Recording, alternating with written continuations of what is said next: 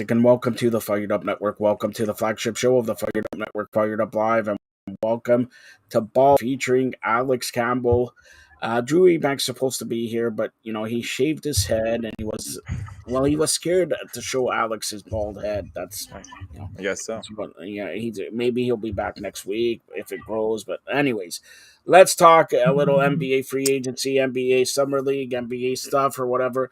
Yeah, let's do it. Let's first start talking about how the new NBA Cup, not the World Cup, even though there's a World Cup, but NBA Cup, it begins on Tuesdays and Fridays in November, and groups, four groups there and all that. And then you meet in, semifinals and finals in Vegas, December 7th and 9th there. All right. All 30 teams are involved in this. So now let me ask you a question.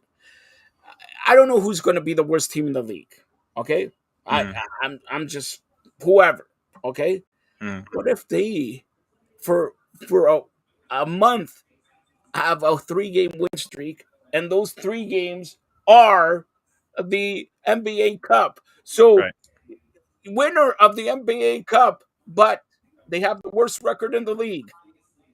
How does that look for the NBA, Alex? That would obviously be a disaster for the NBA. I mean, what they're trying to do here, I think is pretty obvious. Like like David Stern, years and years ago, this is before Adam Silver, said, "Look, I'm aware nobody's watching the regular season." And that was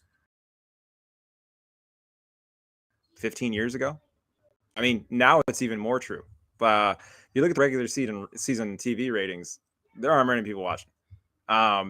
Because of load management, flopping, the 82 games on a schedule. The highest ratings for an NBA season in the last 30 years were from the lockout season of 50 games. There's a reason for that. They had a little bit of scarcity, which is what the NFL has on the other two networks. There's a little bit, every game matters a little more. For the NBA, they're trying to put some more meaning into the games.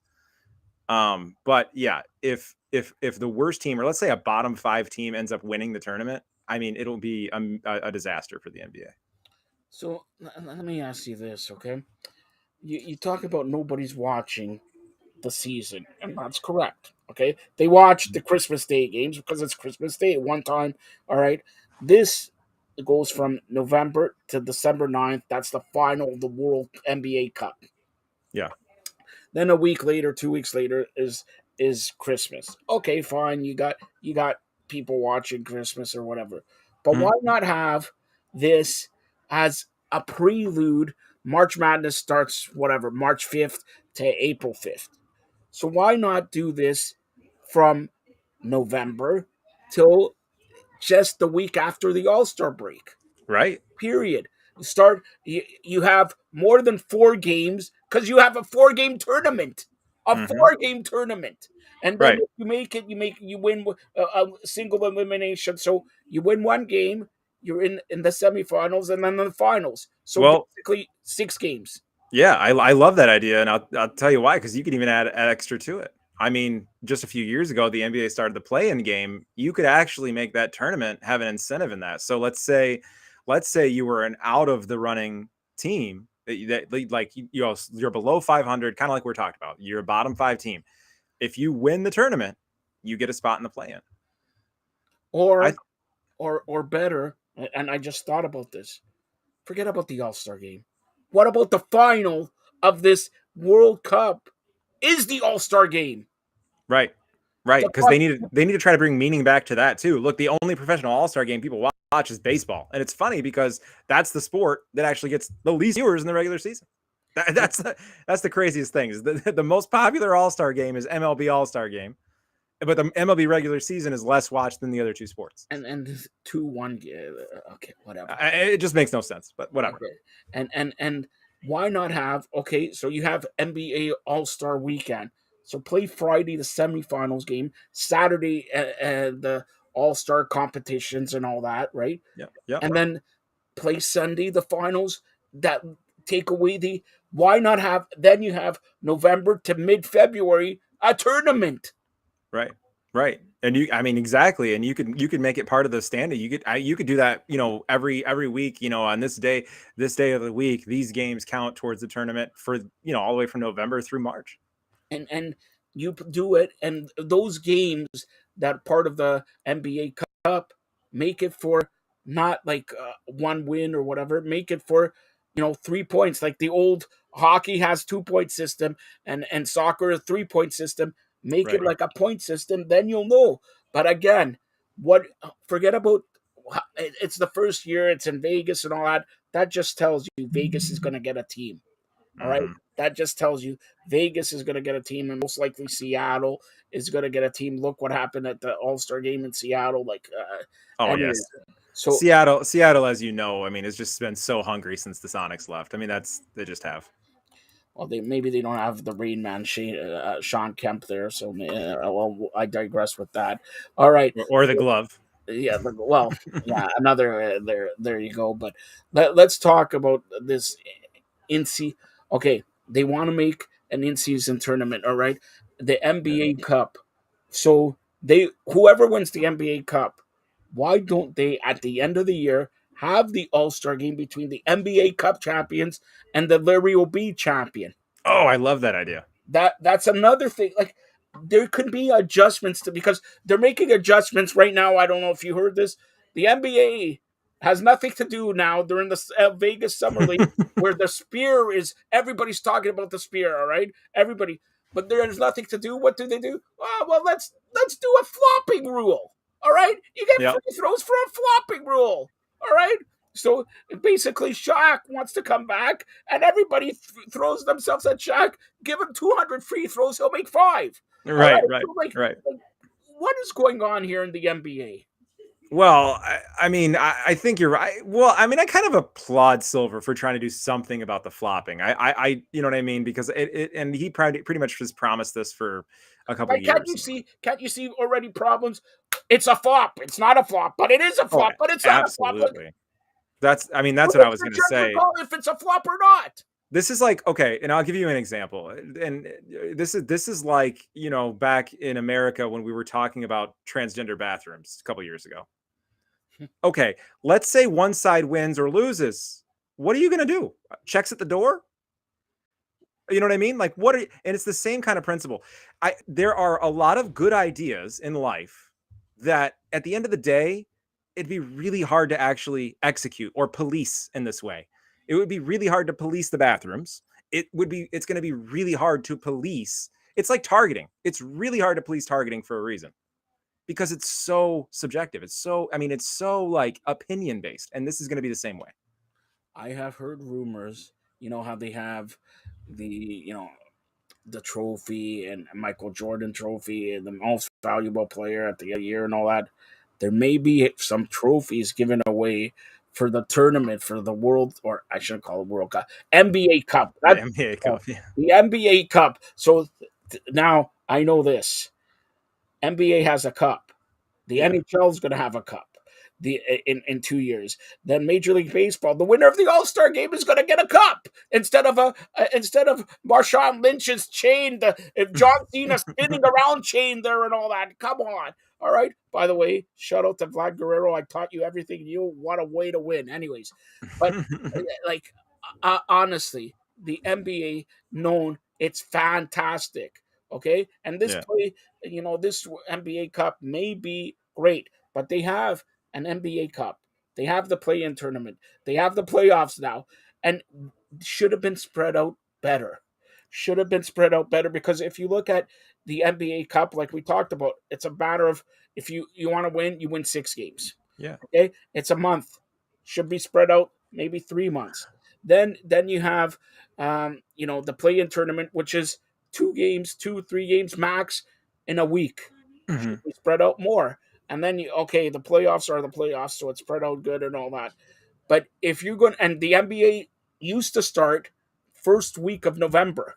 Now it starts the second week of October. So they start 3 weeks earlier already. Mm-hmm. So why not spread the thing out more? Right. Well, I agree with that. But like, even more than that, I don't want this tournament at all. I think it's a total gimmick. I think it's likely going to fail. And like I said in the beginning, what they're really after is trying to make the regular season more interesting. And this is another thing I learned a long time ago. I think it was my dad that taught me. This is a saying. It goes, hard decision, easy life. Easy decision, hard life. Right. And I mean, that's very philosophical. And we're watching the NBA make an easy decision and have a hard life instead of making a hard decision, which I would say both the NBA and Major League Baseball need to seriously consider, even though, I mean, we know they won't, shortening the seasons.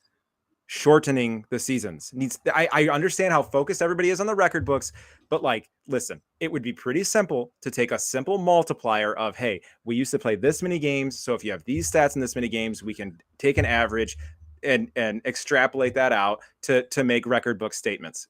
I don't think that it's that hard. You're going to have a giant body of work either way. You look at the NBA, most of your stars are playing 60 or so games because of load management. Why not just chop it down to 6 games? First of all, it's never going to happen. Why?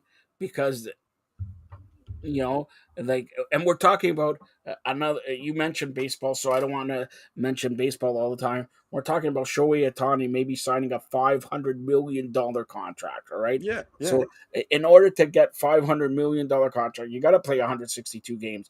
You got to, and here's the other thing. I was going to say this on our hockey segment, but I hear rumors the NHL may expand in 2 years to 84 games. Oh, I wouldn't be surprised.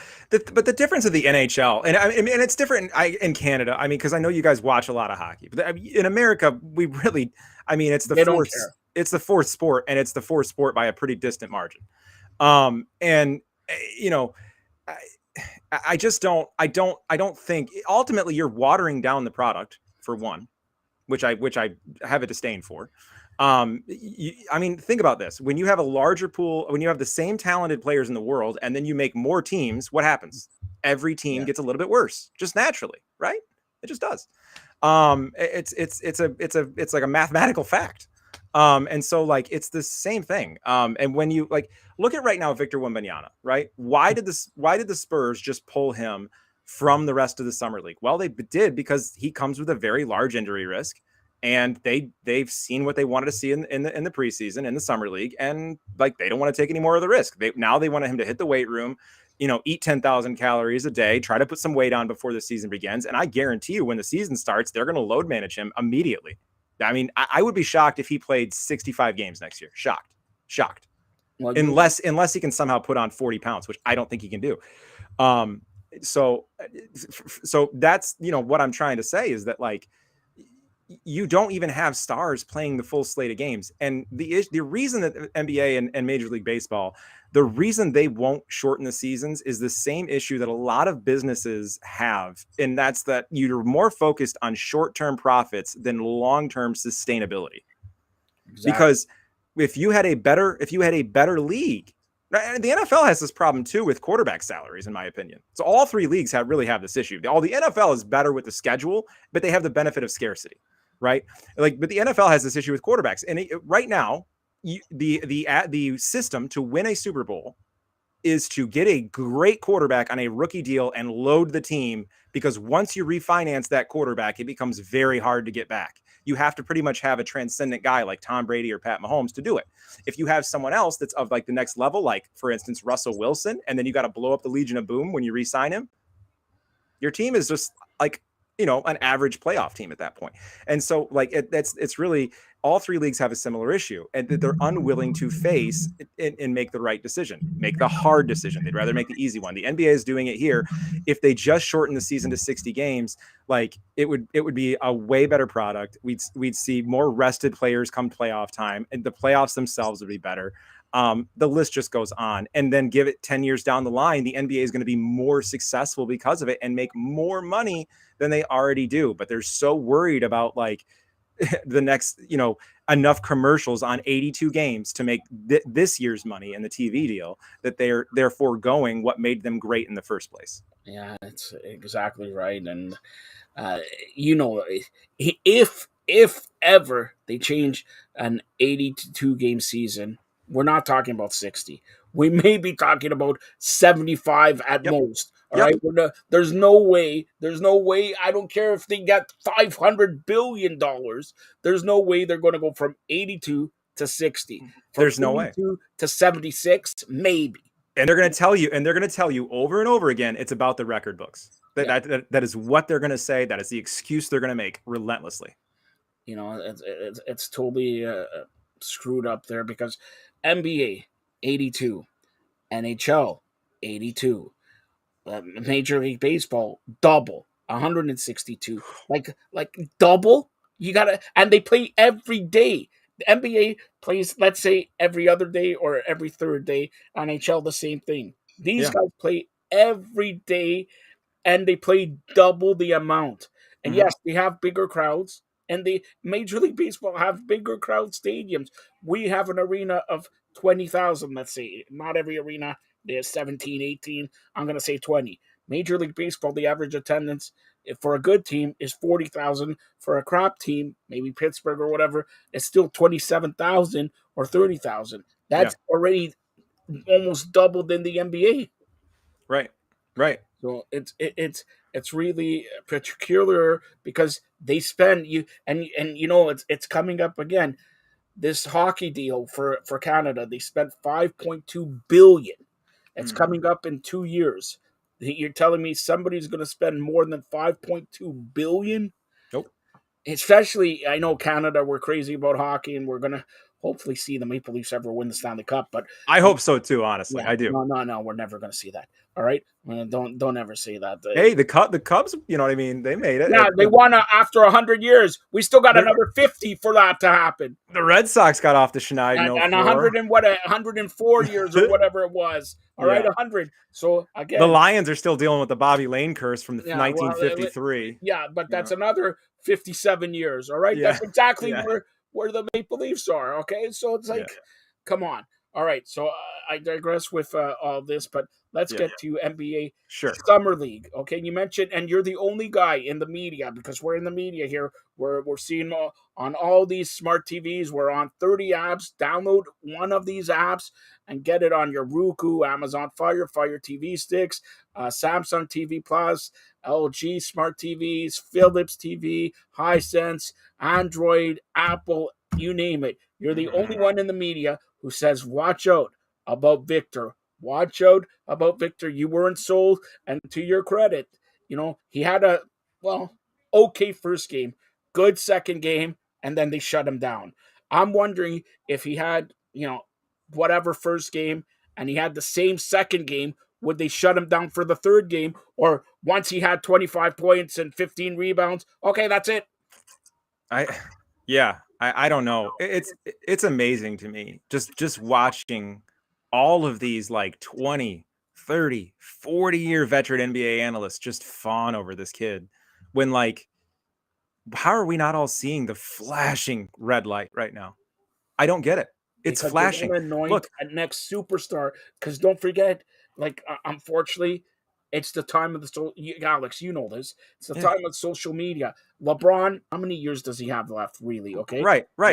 And that's my point. Like, and they're acting like, he's the most hyped prospect. No, he's not. Like, first of all, we were filming LeBron James high school games, okay? Yeah. And then on day one in the NBA, he could drop 30 on an NBA defense if he wanted to. On day one. I don't think Wemby's gonna be there. And here's the other problem: you've pumped him up so much that even if he goes and wins a title, which I don't think he's gonna do, even if he goes and wins an MVP, which I don't think he's gonna do, it's still not gonna live up to the hype that you put out there for him. He's still gonna fall short. So because let me say this one thing: we all know this guy needs at least 30 pounds. Yeah. So he's gonna be playing in the Western Conference, where they bang and bang and bang and bang all the time. Yep. So what's going to prevent Jokic pushing him out of the middle there until this guy gets another 30 pounds? Why are we talking in the same? Think about Anthony Davis. I mean, Anthony Davis is a house of a man. When he's on his game, he is the best rim defender in the NBA. Now, he's not always on his game, but when he is the best rim defender in the NBA. I mean, he will wreck Victor Wembanyama. And here's the other stat that I like to throw about Wemby. There have been 5 players in NBA history over 7'3", 5. All 5 were bigger than him, but on a measurement of pounds per inch of height. Yep. All 5 could bench press more than he could at their respective combines, and then what he did in France. So they were stronger. And all 5 did not complete a full NBA career. In fact, the average was only 3 years. The only 2 to make it longer and really play meaningful games after 3 years were Yao Ming and Manute Bol. And both of them were cut short ultimately of getting to the title by injuries. Yeah. This kid and don't is forget Shaq also. And Shaq was injured. I think he injured his foot and ankle and all that. And Shaq was a monster because a Shaq's monster. 7'3", 300 something pounds. And like, what if next year, I don't know, next year who's draft eligible or whatever, but a 7-footer, 250, 60 pounds, and like comes in clotheslines Zach Victor, Edey. and it's. But there's a guy. Wow. The National Collegiate Player of the Year, Zach Edey from Purdue, is 7'3" and over 300 pounds. There you go. He's already here. Now, he's not real fleet of foot. He's not Shaquille O'Neal. But the reality is, when Edey gets in the league and Wemby has to bang with him, it is not going to be pretty. It is not. Now, like I said from the beginning, he's going to make some plays on defense. We saw that in the summer league. And he does see the floor really well. And he does handle the ball really well. And you know what? He does have a pretty good jump shot. My concern has never been about his game. It has always been about how in the world is a 7'5" string bean going to make it in this league, especially one that, by the way, and why aren't we talking about this? He's had back injuries already in his teen years. Yeah. He's had shoulder injuries in his teen years, and he's had a knee injury in his teen years. I mean, what do you think is going to happen in his 20s and his 30s? I would say 65 games of max, and out of those 65 games, maybe 20 wow moments. Yeah. Wow, but again, we have a year to talk about him, okay? We do. Let's talk about potentially it's going to be a busier time now. Everybody is in summer league, and once summer league's over, because hello, your phone is ringing in Portland. Damian or Lillard is only wants to play Miami, or he tweets out, and I'm the president of the province of Canada. I'm from Toronto, right? The mayor, all right? Toronto looking good. Like maybe what is that? What is that? You come from the Pacific Northwest to wanting. Are you playing games with me? Are you playing games with Toronto? Like why Toronto of all teams? Why aren't you saying Utah, which Utah already made some calls wanting Utah? Sacramento. I mean, the Kings are right there. If you get somebody who can score like Dame, they're going to be in the conference finals. They're right there. Maybe even more. Right, exactly. Now, but you look at the Heat, I don't know. And here's the thing with Portland is that, like, I know that they want to extract as much value as they can, but the issue is you should have done that last season. Now you put yourself in a weak negotiating point, and as an NBA GM, you should know that. I mean, you got to talk to your players. What good thing happens in Portland? Come on. I mean, they've had Portland. Exactly. They've had a lot of talent. And people like to act like Portland has had a lot of talent. They've mismanaged it every step of the way. Rasheed Wallace mismanaged. Brandon Roy mismanaged. Tracy Murray mismanaged. You know what I mean? Like, the list goes on and on and on. You know, and it's the same thing with a lot of franchises, right? The one thing that hasn't changed is ownership. Yep. That's the problem. It just is. I'm a big believer that every boat, big or small, rocks from the top down. So a leader controls the direction, whether that be the owner or when the coach is on the floor, when the point guard's on the floor. It doesn't matter. Everything funnels down from the top. It just does. You mentioned Damian Lillard. Where do you think, is he going to get traded only to Miami, or do you think, like, we're talking about Raptors for 1 second? I know you're not in Toronto, but all this talk of Pascal Siakam, all right? Yeah. Getting traded and Atlanta wants him or whatever. If you have a chance at Dame, Pascal Siakam is in that package. And whoever else, Gary Trent is in that package. And you're telling me, Musai, that, we're going to get Dame, but we cannot trade Pascal. We cannot trade OG or whatever. You trade the bag of shoes that Pascal has for next 3 years. Well, yeah. Here's the deal. If I'm Toronto and I'm Masai Ujiri, like, okay, here's what I want. I would rather give up, and I think he's not entirely wrong, because I would rather give up 3 young prospects in order to get him in, and then maybe get a couple other veterans that want to play with Pascal and Dame. That to me is a more win now formula than getting rid of Siakam in order to get Dame and pair him with a bunch of young guys that, like, frankly, you're probably not winning anyway.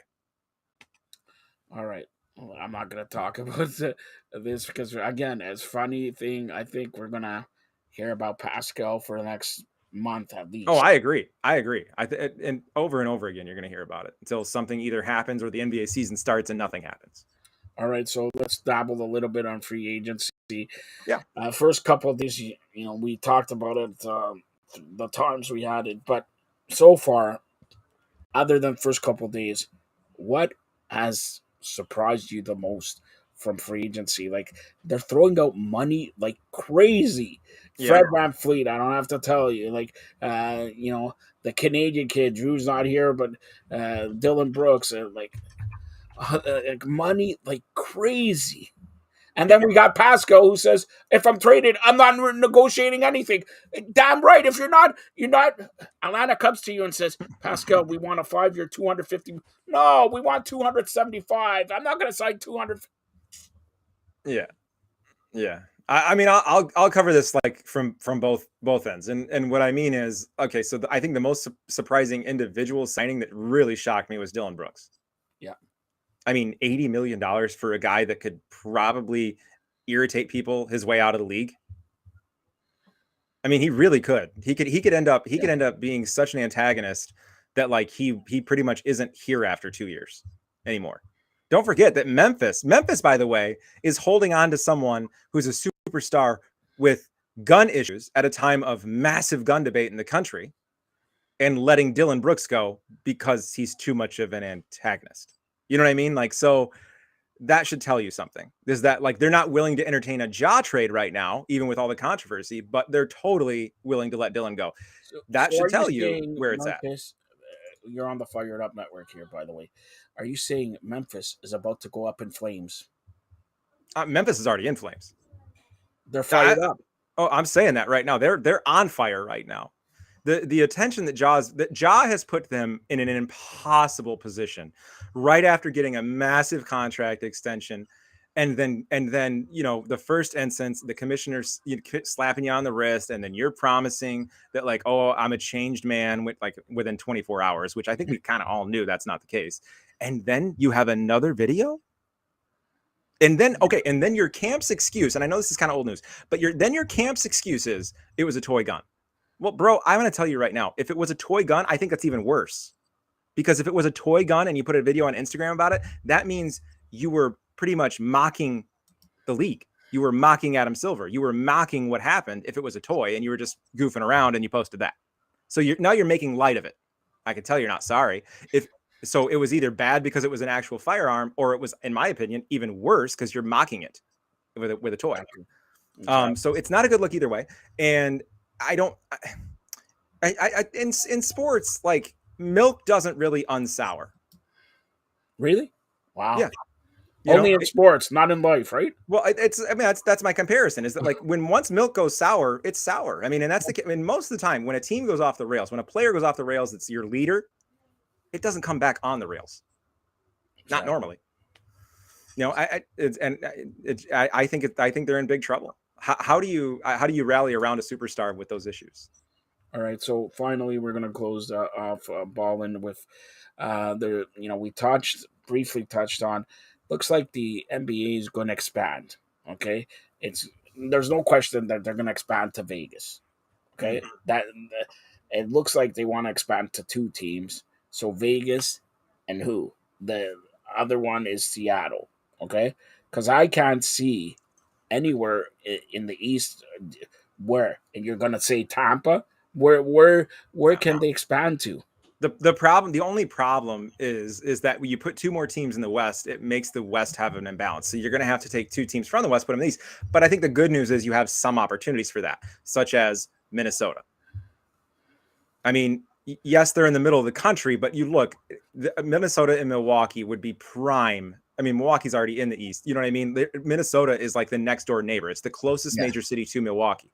Well, other than Chicago, which by the way is in the East. Yeah. You know what I mean? So like Minnesota, easy target. Now you're an Eastern team. But I ask you, who's number two? There's got to be somebody else. I'm just not thinking of them. No, if you that's what I'm saying. If you really think about it, because there's even I'm going through Nashville. Well, Memphis, Nashville, Nashville may get an MLB team also, right? Mm-hmm. So Vegas is going to get a team, all right? Now the sentiment, Seattle, you got to go with Seattle and all that. It's got to be Seattle. The question is, if you lose Dame, is Portland up for grabs? You mentioned the ownership, and they never changed anything. Like I said, I'm sorry, Portland fans, but what is there to do in Portland, right? Yeah. And the other thing is too, to even put more fuel on that fire, for any team that's struggling right now, you have to be looking around and saying, "Oh my gosh, I can't believe how much these franchises are worth." Yeah, I mean, Donald Sterling literally made $1.4 billion in profit off of getting kicked out of the league. Yeah. William Snyder in the NFL made $5 billion in profit after driving a franchise into the ground. Yeah. You sell that franchise in Portland. What do you think it's worth? Probably $3-4 billion. Yeah. And if you look at in the East, okay, unless you're talking again, Montreal, no. They're not going to get a team in Montreal. No. Vancouver, it's a West team. Okay, Yep. so first of all, you're not putting Vancouver in the East. No. So, and you look at who else? Maybe Pittsburgh. Okay, maybe I can see that. Nobody ever talks about Pittsburgh basketball, like a basketball in Pittsburgh. Okay, so like, where are you talking? And you already have Brooklyn, New York. So again, Chicago, where are you talking in the East? The only thing in the East that you can be talking about is maybe Florida. A Florida team. You already have Orlando. You already have Miami. And I hate that idea. Are you going to go to Tampa? Tampa already had a team a year for the Raptors or whatever. I don't know what's the stats there. Maybe I'll ask Steve Carney. But again, you're not looking at, unfortunately, there's no Eastern team. So if you want to come in with two teams, then you have to look at the West. You're going to have to move Western teams to the East. That is going to have and I don't mean move the city. I mean just say, okay, you're in the East now, like my Minnesota example. Yeah, that's the only option. Example. What's that? Minnesota is the best example because you're right. Milwaukee's right beside there. Minnesota, Chicago. You look at even Indianapolis. Like if you put them right in the NBA's Central Division with the Pistons, the Pacers, in Milwaukee, they fit right in. Yeah, and again, Seattle and Vegas, and honestly, you see what's happening in Vegas. You see what's happening in the Summer League and all that, and you see. I don't have to tell you the Stanley Cup champions. Vegas. And Vegas is talking about getting a Major League Baseball, taking Oakland. Where did the NFL just open its most recent move? Vegas. Vegas. You know what I mean? It's becoming, and this is sports gambling and its effect on the U.S. landscape of sports. It just is, and because Vegas used to be, you didn't want to put a team there because it was a transient population, so it was hard to establish a fan base. You really couldn't because nobody was really from Vegas. I say that like, tongue in cheek. Obviously, some people are from Vegas. Yeah. But it's such a small portion of the community is actually from there that there's no pride of like I'm from Vegas. Even people from Detroit are like I'm from the D. Yeah, I'm from the 313, and you got to deal with it. And a lot of people don't look kindly on Detroit, but they're still like that. And people are like that in every city. And people from Toronto are proud to be from Toronto. People from Vegas from the sticks. Come on. Yeah. Or from the sticks, exactly. I've raised out in the boonies, and they're proud of that. You know what I mean? You hear every country song on the radios about how they're proud of some bum town in Georgia. You know what I mean? So you know what I mean. So, but that's Vegas's problem, and always has been. But this is sports betting and its effect on professional sports, because now it's a ticket. Now it's something that we can drive revenue through with the sports betting. So now it's attractive. And yeah, I agree. And the other thing that you gotta imagine the rumors, there's, it's one of those things. There's a little smoke and there kind of has to be fire. Is LeBron James owning that Vegas team? Well, I'll tell you who's owning the Raiders right now.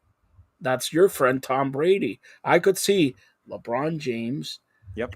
Tom Brady, maybe because he went out of Charlotte, maybe Michael Jordan in Vegas, where he can golf all year round and lose golfing bets to Jolton Joe and everything like that. Not only that, we already know how into gambling Jordan is. That's been a that's thing the whole his point. entire career. Yeah, that's the whole point. So, and maybe we'll touch on this next week because somebody has to talk about this. I have to do thorough investigation. I'm like the Michael Jordan, right? Yep. And Drew Ebanks is the Scottie Pippen. Like, we gotta find out what is really going on there. All right. Does that make me like Kukoc or something? I don't No. You're Steve Kerr. All right. All right, fair enough. I'll be Kerr. Call you off the bench. You throw 3-pointers and go home. All right. That's right. Facilitator. Let's do it. So better than Paxton. All right. Yeah. So that's Alex Campbell. Alex, tell everybody how they could get a hold of you. Yeah, I'm at Fire. If I could say one more thing, I wanted to give an extra takeaway from free agency. So what I meant by the two-part thing is the other thing I've been surprised by is the media's reaction to the two moves of Porzingis in Boston and Chris Paul at Golden State. A lot of people have called both of those moves failures, that they're bad decisions. All right. And I won't take too long here, but I got to tell you, those two franchises have unique opportunities to load manage the crap out of those guys and make sure that they're ready for the playoffs. And that's why they took them. Yeah, exactly. We've never seen Chris Paul rested where the team didn't depend on him to get there before. We also we're not talking about how Steph Curry is probably the best point guard in the league, but he's absolutely the best off-ball two guard in the league when he gets to play it. So this opens up so many doors for Golden State once the playoffs start, and Kerr is positive, and Dunleavy is positive they're going to make the playoffs. So once they get there, you know what I mean? They're going to get that contribution and hopefully have a healthy Chris Paul. Look at what the Celtics did last year with what they call Time Lord Rob Williams. They literally played him some 20 games during the regular season, even though he was really only injured for part of that stretch, because they wanted him healthy for the playoffs. So Boston is so deep, they have the luxury. But Porzingis doesn't even have to play 70 games. He probably only has to play 55 or so, really, to make an impact on that team. And let me ask you this. Everybody wants to watch Golden State with Clay, Steph, and Paul on the same team at the same time. You talk about small ball, you talk about Splash City, you talk about assists per game, and like, come on. Yeah, well, I mean, like Joe, I've told you before, I this is probably going to be my next article. Small ball is a myth. It's a myth. It only ever worked for one freaking team. Yeah. And by the way, that team, and I know I've said this before, had two of the best, probably 4 3-point shooters of all time, including the best ever on it. That's how small ball worked for them. They didn't die by the three. They only lived by it. That's how it worked. Who's the best 3-pointer team in the NBA with those guys? Right. Golden State. So you know what I mean? And so when everybody else is trying it, you're all going to fail. And that's why you get torn apart by a team like Denver, who's huge. Yep. That's the answer. There you go. So everybody tell them your social media. Go ahead. Yeah, I'm at FiredUps on Twitter, at FiredUp Alex on Instagram. Run the crossover series here. I write a little bit about baseball, a little bit about hockey, a little bit about everything. Coming up soon, college football. I'm so excited about that. And of course, the NBA Ball and On Point show here, normally with Drew Banks, and he's not here today, but and Joe. So yeah, I'm just kind of all over. Oh, and then also on occasionally with Storm and Norm and Billy the Greek. Who are they? Anyway, here we go. That's Fired Up Alex. Check him out. Stay tuned for more great programming. And Drew, we want you back next week to show your shiny bald head. Come back, Drew. I got to see the Mr. Clean look. I guarantee you it's not clean. All right. Thanks a lot, Alan. Thank you.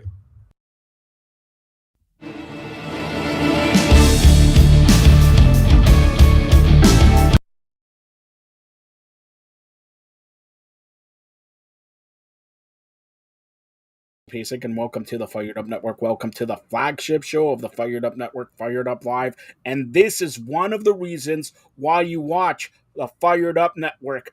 You see her here, Isabel Cup champion, Taylor Woods. All right, Taylor, I have the distinct honor since I'm the president of the provinces of Canada.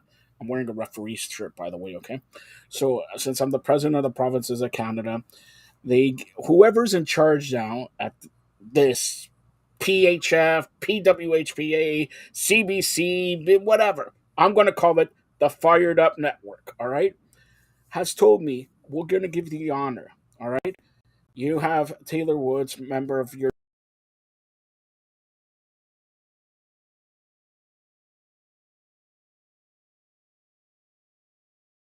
with him. Even winning the Clarkson Cup, I did an interview with him. So you know what? He is very passionate. He knows his way. He knows his stuff. We talked to him. Very strategic about the game, but also just his passion that comes out. So anyone that's looking for a great news writer, reporter, anything to cover hockey, like all hockey, he's your guy. and he also covers baseball and he loves tennis, and we're proud to have him on the Fired Up Network. So keep your head up, Justin. I'll get you another job. Don't worry. Okay. See, much like yourself, Taylor. All right. Before we get to this, let's talk about the PHF, PWHPA not merging, not whatever. Any news you want to spill the beans on here? Man, this is I told people at the start, it's like this is going to be probably the most wild off season with the increase in salary cap, just different things going on, just the spice and the pickup of women's hockey just becoming a little bit more popular. But yeah, didn't expect this. It's still, there's a lot of unknowns out there, a lot of ambiguity.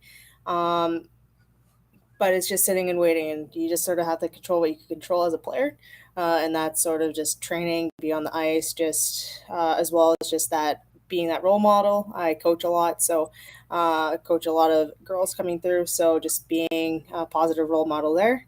But in terms of the league front, I haven't heard too much besides a couple of the CBA things that are online. League name is not out there quite yet. I think that they should have something by now. Do you know what it is? I don't. I really hope that it's not the PWHL. So you heard rumors that it will be PWHL? That's what everyone's been saying. It just because it's like it was used even before this acquisition was known, um, and even I think it was like December or January those rumors came out. But like in terms of like acronyms for letters, that's probably one of the only things that are available. I don't think Ontario's trademarked PWHL. And they're sort of changing with their U22 sort of system. So whether they change their name or not, I'm not sure. But PWHL has been known for the U22s. So I rather get some sort of like, hey, like Women's National Hockey League, or So would it be better for you WNHL as opposed to NWHL? yeah, and you know what? Like I was even thinking about like the NWHL is, those trademarks are still probably up for grabs too, because this new group bought over all rights for the PHF, right? And they still have the NWHL trademark now. So if they wanted to bring that back, which I really don't think they do, they could use it. But the WNHL sort of was another top thing out there as well. Whether if the NHL has that as a trademark, we'll see. I think that's the way to get that name. But again, Well, they could there's a lot of copy, center. and that's copying NBA, WNBA, NHL, WNHL. That's if the NHL is going to be involved, and we hear rumors that it may be and all that. It will take a little bit of time. I think that's WNHL is going to be, and there's going to be 6 teams and all that. All right, If they're going to get this league off the ground in January, that's the way that they're going to do it, because trademark for even just a league name is going to be a longer time. All right, I'm going to put the producer to close up on you. All right, so it's that time. I'm excited about this. You should be excited about this. All right, I actually hold on. Do you have your gold medal with you? I do. All right, Right here. yeah, put it on you. Put it on you. You won't be able to see it when I put it on. I should have No, just done something fancy. Yeah, just put it on you. I want people to know Fired Up Network has a double champion and strong man, strong woman competition. And now, ladies and gentlemen, this is a history making event. You don't see this in anywhere. You don't see it on Sportsnet. You don't see it on TSN. You don't see it on ESPN. You don't see it on Fox. You don't see it on USA Network, TNT, whatever. To my knowledge, have you seen this? What I'm going to reveal? No. Just say no. All right? No. Ladies and gentlemen, underneath, I guess it's the jacket or cloth. It's not a jacket. It's like a blanket hoodie. It was something I got in season 1. Can you unveil that? Yes. That is the Isabel Cup presented to Taylor Woods. Taylor has it this week here. So hold it up like you're a champion. Hold it up like over your head. Come on. Well, I can't. Well, okay, maybe I can. I put Fruit Loops in here already. How is that? There's the Fruit Loops. Fruit Loops. She's having Fruit Loops. What's the weirdest thing you already put in there? This is the first thing. I was gonna put in something like every night. So if there's any recommendations, just go to Tim Hortons, put some Timbits and some donuts and all that. But honestly, how heavy is that? It's like 15 pounds. For you, 15 pounds is like 1.5 kilograms. All right, for that 15 pounds. So is it heavier than you thought it would be? When you hold it for a little bit, yes. But no, like it's a solid trophy. It's a solid piece of wood, and there's some metal to it and some different granite stuff. So yeah, and it adds up to 15 pounds. So obviously it's a trophy. Does it say Isabel Cup there? Does it say? I see the plaques there. What does it say? I can't. Let me see. Right there, if you could. I can't do a close up. I can't do a close up there. No, I can't. Well, it has all the names. There was a season where COVID hit and they didn't finish it, so they put. So your name's going to be on the Isabel Cup? Maybe that is a straight up. Don't know yet. But we are getting our rings. That is a positive. All right, so hold on. Well, hold on. Let me get back to the Isabel Cup for a second. Then we'll ask you about the rings. I like rings. Okay, by the way, I like rings. All right. So Isabel Cup, is this the biggest thing when you think about it? Is this the biggest accomplishment in your hockey career?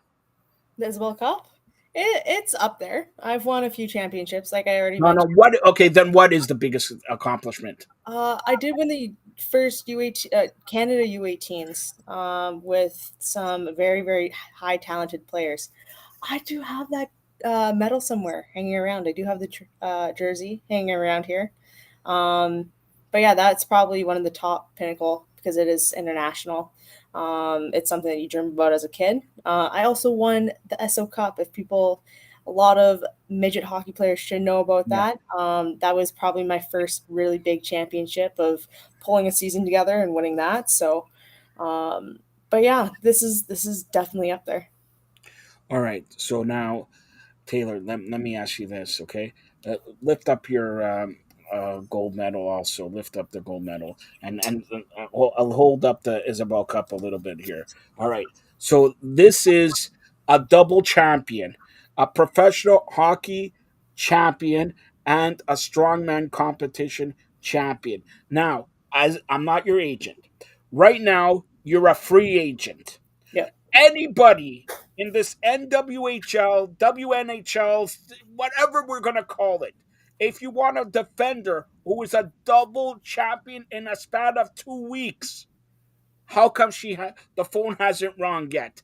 Taylor Wood. I don't think the phone has rang for anyone yet, but No. Listen, don't interrupt when your new agent is trying to get you a contract here. All right. So wait, hold up the medal, man. Look, that is how long did it take you to win an Arnold Schwarzenegger Strong Woman medal?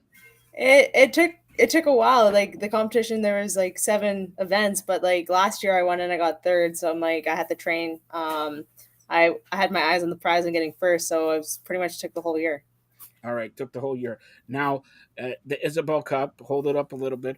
That is like not many people winning the Isabel Cup, and for that matter, I have to tell you this: this is the last Isabel Cup ever. I believe they're going to rename the cup.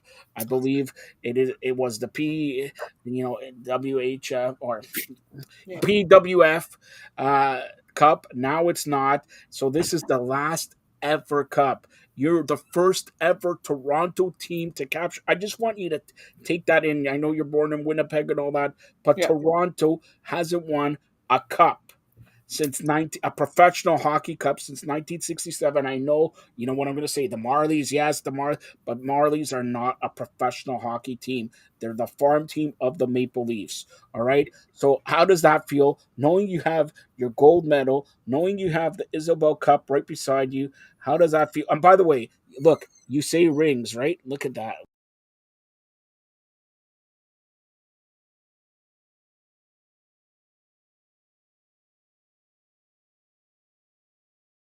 Professional hockey cup since 1967. I know, you know what I'm going to say. The Marlies, yes, but Marlies are not a professional hockey team. They're the farm team of the Maple Leafs. All right. So how does that feel? Knowing you have your gold medal, knowing you have the Isabel Cup right beside you. How does that feel? And by the way, look, you say rings, right? Look at that Argo ring. Okay, you talk about rings. All right. Am I going to get a Toronto 6 ring? Because I want to, keep the Toronto 6 ring maybe for 30, 50 years and then sell it because, it's the only one ever, Ever. ever. Hmm. Because for that matter, I shouldn't say that. I don't know if Toronto's team is going to be called the 6.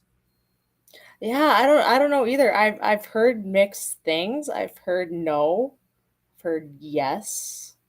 Okay, Um, wait. So the no part, have you heard any names like, my gimmick name is Jolton Joe. What about the Toronto Joltons? ah, I don't know that without with all the Toronto names, even like the WNBA team coming in, I haven't heard that name yet come about. Yeah, well, Toronto Ballers. All right. So that's the name there. But honestly, you have the cup for what? A couple days? How long do you have the cup? Oh, a week. So Oh, I got it today. I get it to Saturday. Um, Maybe people are gonna watch this show in Manitoba. I hope they do. But well, I am. the only way they're going to watch it is if you advertise it. Yeah, so I will be going back to Manitoba. I'm going to help Sammy Joe out with her camp, as well as be the escort for this traveling across province. So I will be traveling Sunday, get back Tuesday, and then because I got to work, so I'll be making a special guest appearance there, as well as surprising my family because I haven't told them yet. All right. So what do you, what's the weirdest thing you're going to do with the cup? Are you going to take it in the pool and let it swim with you? Are you going to take it to what's the weirdest thing? You know what? I'm taking in suggestions right now. So, um, today was just a mild day. You know, I was just hanging out, driving, cruising, working out. I deadlifted a lot because of the cup. Of course, you get that extra bit of energy. Took some photos. Tomorrow, I'm going to a camp. Show it to the girls there. Show it to some of the girls in the evening that I coach. Um, yeah, have a signing too. We're doing a little bit more of a promotional thing on Friday. I still have my thesis to get done, so hopefully this will be motivation because this is about the PHF. So some PHF fumes coming from the cup as well. Other than that, yeah, I'm open up to suggestions. I'm going to eat something out of the cup or drink something out of the cup probably every day, every evening. So So are you going to drink some milk out of it or are you going to drink some wobbly pops?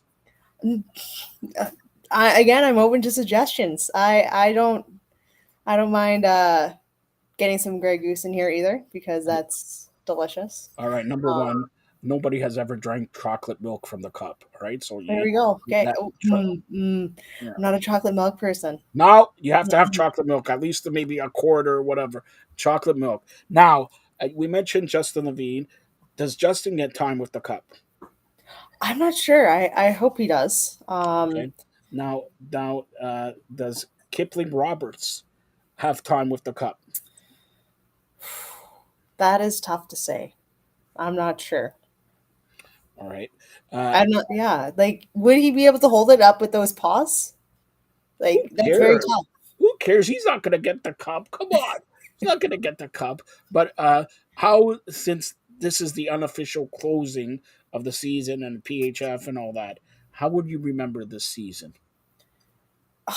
This season, for me right now, I'm just like, when I look at the cup, I look at like even the 3 years. Like, it took 3 years to build this championship team and just to come together to fight for this cup. So anyone on that, like in the team over the last 3 years, representing Toronto, like it's literally a big team win that way. So pulling, right, having a new team come in, creating that identity, creating all the fans and the exposure and the growth of the game.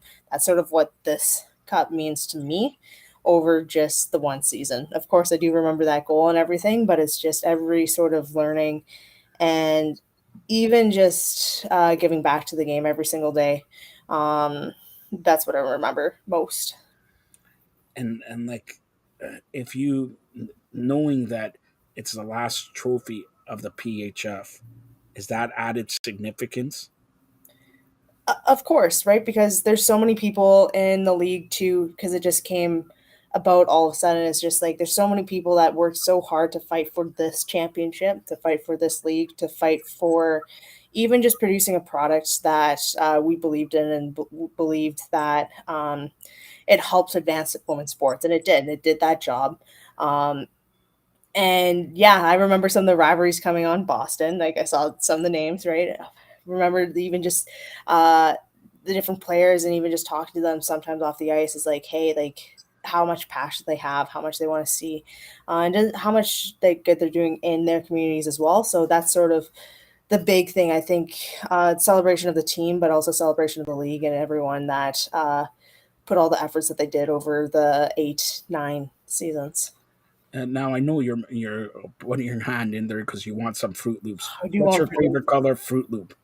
Well, these ones are from the States, so they have blue. Oh, I like the blue Fruit Loops, but um, of course. go eat some Fruit Loops Ooh. from the Isabel cup. Hold on. Before Oh, you eat it, let me call the producer. Wait, here, go. Yeah. see, Oh blue yeah, Fruit Loops. yeah. So All right. these are actually the Fruit Loops I still have from the Arnold. So hopefully I Really? get stronger gains as well. So you win the Arnold, they give you Fruit Loops. No, I bought Fruit Loops. I All had right. to get some sugar, right? Some You bought. carbs, something easy. So, in that note, is there any more tournaments that you're in the next couple weeks or whatever that you are going to take part in? And for that matter, I said, right now you're a free agent. Everybody in the PHF is a free agent, and Mhm. I don't know in the PWHPA, are they free agents or have they signed to a new whatever league is called? I've heard different things about that too. That's why it's like everything's so just Yeah, ambiguous. ambiguous. Um, at this point, but I've heard different things where like they're going to committee what they did last time and sort of putting people in and ranking people, and then people could draft. So maybe there's two different sources there. Depends on who's calling these lists, right, and who's these scouts, because people could get seen a little bit more. But I know we had a lot of different people coming to our games. And there's definitely video out there, so people are going to have access to that. But yeah, we'll sort of see what happens, right? They just have to build that infrastructure all up in a short period of time. But there's a lot of people, right, and a lot of people that had passion straight from day one, going back all the way back into the first CWHL. So there's a lot of passion out there, and it's going to build something. So Okay, just be so patient. I'll ask you this, and then we'll close it out. What's the latest you hear about this new league? Because I know you guys having meetings after meetings after meetings, and Mhm. is it productive meetings, or is it just okay? There's no league. Here it is. Take the cup. Leave me alone, or whatever. What's going on? Right now, this week is just my time with the cup. I'm just focusing on me, quality time with this guy or girl. But um, yeah, there's just been different things, even over the last 3 months. Short of like finding my worth, negotiating that like contracts and different things. Navigating my space as a pro athlete, right? That's also being strongman, strong woman, and hockey. So navigating that's sort of been my focus. So whatever I could focus on, whatever I could do in the present moment. And the league is something that I can't control in this present moment. So it's been a time where it's like, hey, people do their thing. I'm going to rest and react when I can, once things come out. All right, hold up again. The gold medal. Just hold it up there. All right, wait 1 second. Just gonna do this because nobody has this except Fired Up Network. You're witnessing history in the making. She's a strong Arnold Strongman competition winner, and that was 2 weeks before. Now hold up the Isabel Cup. Oh, got it. 2 weeks before she won that cup, or the Toronto Six won that cup. So in 2 weeks span, she's an Isabel Cup winner and an Arnold Strongman competition winner, part of Fired Up Network. And Taylor, you also told me you have a surprise for me that you want to talk about doing some extra stuff for Fired Up and Fam. What's that all about? Yeah, no, I definitely want to get on the show a little bit more. With all my experience, even the last 2.5 seasons, well, 2.5 seasons of strongman, 3 seasons of hockey, just competing. I've met some really great people, and it's just inspired me to have that opportunity to share some knowledge in terms of sports.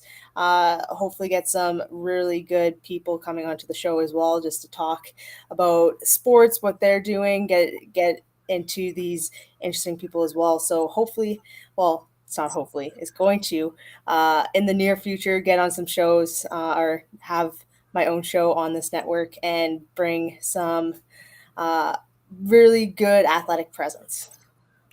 So, are you saying I'm not athletic? Roberts is not athletic presence, or what?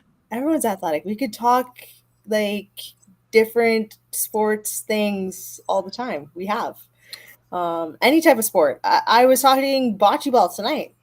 Bocce ball. All right. First Bocce of ball. all, you're going to Winnipeg, okay? And you want everybody to witness this on TV in Winnipeg. So we're on 30 apps, okay? Over 30 apps like Flickhouse, Viva Live TV, Momitu, Glory Star. So you download the app. Then, if you have a Roku TV, Amazon Fire TV or Fire TV sticks, Samsung TV Plus, Apple TV, Android TV, LG Smart TV, Philips TV, and Hisense, look for Fired Up Network, and you could witness what is history making. Nobody has ever had an Arnold Schwarzenegger champion hold up the gold medal. All right. And an Isabel Cup champion. Oh, come on. Do I have to? Yes. And that is Taylor Woods. And honestly, we had Taylor on here, I guess, for a year already, a year and a half, and all that. And she has made amazing strides from the beginning, and she's been on every Maple Leaf, post game show and the Stanley Cup and all that. And on behalf of everybody here at the Fired Up Network, you're a deserving champion. I'm very glad to know you. You're a deserving champion and a double champion there. Also, I can't forget Justin, who works his butt off for the Toronto Six and all that. Justin, don't worry, we'll take care of you and all that. You did an amazing job. And for that matter, Kipling Roberts did also a good job there. And I can't forget, I'm going to read a text here. It's from Digit Murphy, your first Toronto Six coach. Tell Taylor she deserves it more than anybody that she's known. Keep your head up and next year, if there's a hockey league, Taylor will be certainly not an assistant captain. Any team that has her should have her as a captain. That's coming from Digit Murphy. Wow, All right. that's a lot. That means a lot. Do you want to say anything to Digit? She's amazing. She's probably like working like nonstop in terms of advancing women's sports. Like she's probably like it's 9 right now where it's like it's pretty late, and she's probably just working a storm. It's nonstop. Really great person, has a lot of energy. I've learned a lot from her. Can't thank her enough. And And you yeah, want to I say hope she's doing well. you want to say anything else to Kipling Roberts or Justin again? Kipling, you know what? You got to audition for another job, I guess. Like you had the Furies job, you had the Toronto Six job. There's going to be other teams coming up. Like maybe, right? If there's the women NBA team, maybe it's the new. I got it. I got it. I got it. He could drive a bus for the Toronto Transit Commission. How about that? There we go. Yeah. See, there you go. All right. And Justin, any final thoughts on Justin? Yeah, Justin, you know what? He's young. He's a trooper. He knows his stuff. He's gonna get out of this with his head held high. So he just has to keep going through, do what he does, and yeah, shine on. All right. And once again, Taylor, tell everybody how they can get a hold of you. She's a two-time champion. Arnold Schwarzenegger, strongman champion. Where's the gold? Come on. When I mentioned this, all right. An Isabel Cup champion. There it is. You're witnessing history in the making. No other network has that. Taylor, tell everybody how they could get a hold of you. Yeah. I'm on Twitter at Tay_Storm or on Instagram at Twoods Training. All right. And Taylor will be back here, hopefully with a new show and everything like that. But enjoy the Isabel Cup. Enjoy your time with your family. And stay tuned for more great programming here on the Fired Up Network. Any last thoughts, Taylor? No, I just want to finish all these Fruit Loops. All right. Thanks a lot, Taylor. Thank you.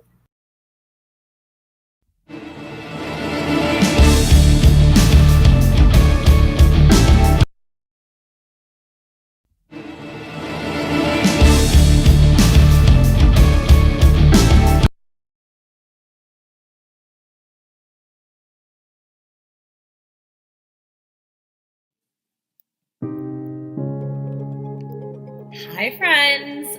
I'm Courtney. I'm a performer, speaker, and a writer. I'm a mama to 3 crazy boys and a super sweet dog. I decided 12 years ago that I needed to create a business that worked for me instead of me working for it. I'm a multi-passionate entrepreneur who may be considered a serial entrepreneur by some, but then I realized that all of my businesses focused on connection, community, and creating an incredible experience. I cannot wait to share with you how to make small but mighty changes in your life to affect your overall well-being and create a life and business you want to get up in the morning for. That's right, my friends. I am the Renaissance Mama. Hi, friends. It's me. Hi. Courtney, the Renaissance Mama. I am so excited to have you guys here today. And I have a very special guest. Amanda, can you say hello to my amazing audience? Hello, everybody. Awesome. I am so pumped to have Amanda here today. And I'm actually going to even skip the intro. I'm going to let Amanda tell you guys what she does and what she's known for. So Amanda, you tell my audience, what do you do, my friend? Well, I am actually. You can see this. I have a prop. Oh, I love props. Oh, it's Okay, let me blurry. unblur. Let me unblur.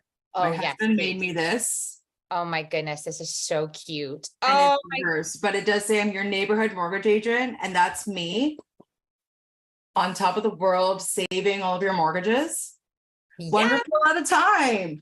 Yes, yes, yes. I Wow. love that so I'll much. put the prop away, and then sometimes you need. Oh, I just have it. I have a beer fridge beside me, so. awesome. I'm a really good mortgage agent, though, everybody. Just so you know, I'm a really good mortgage agent.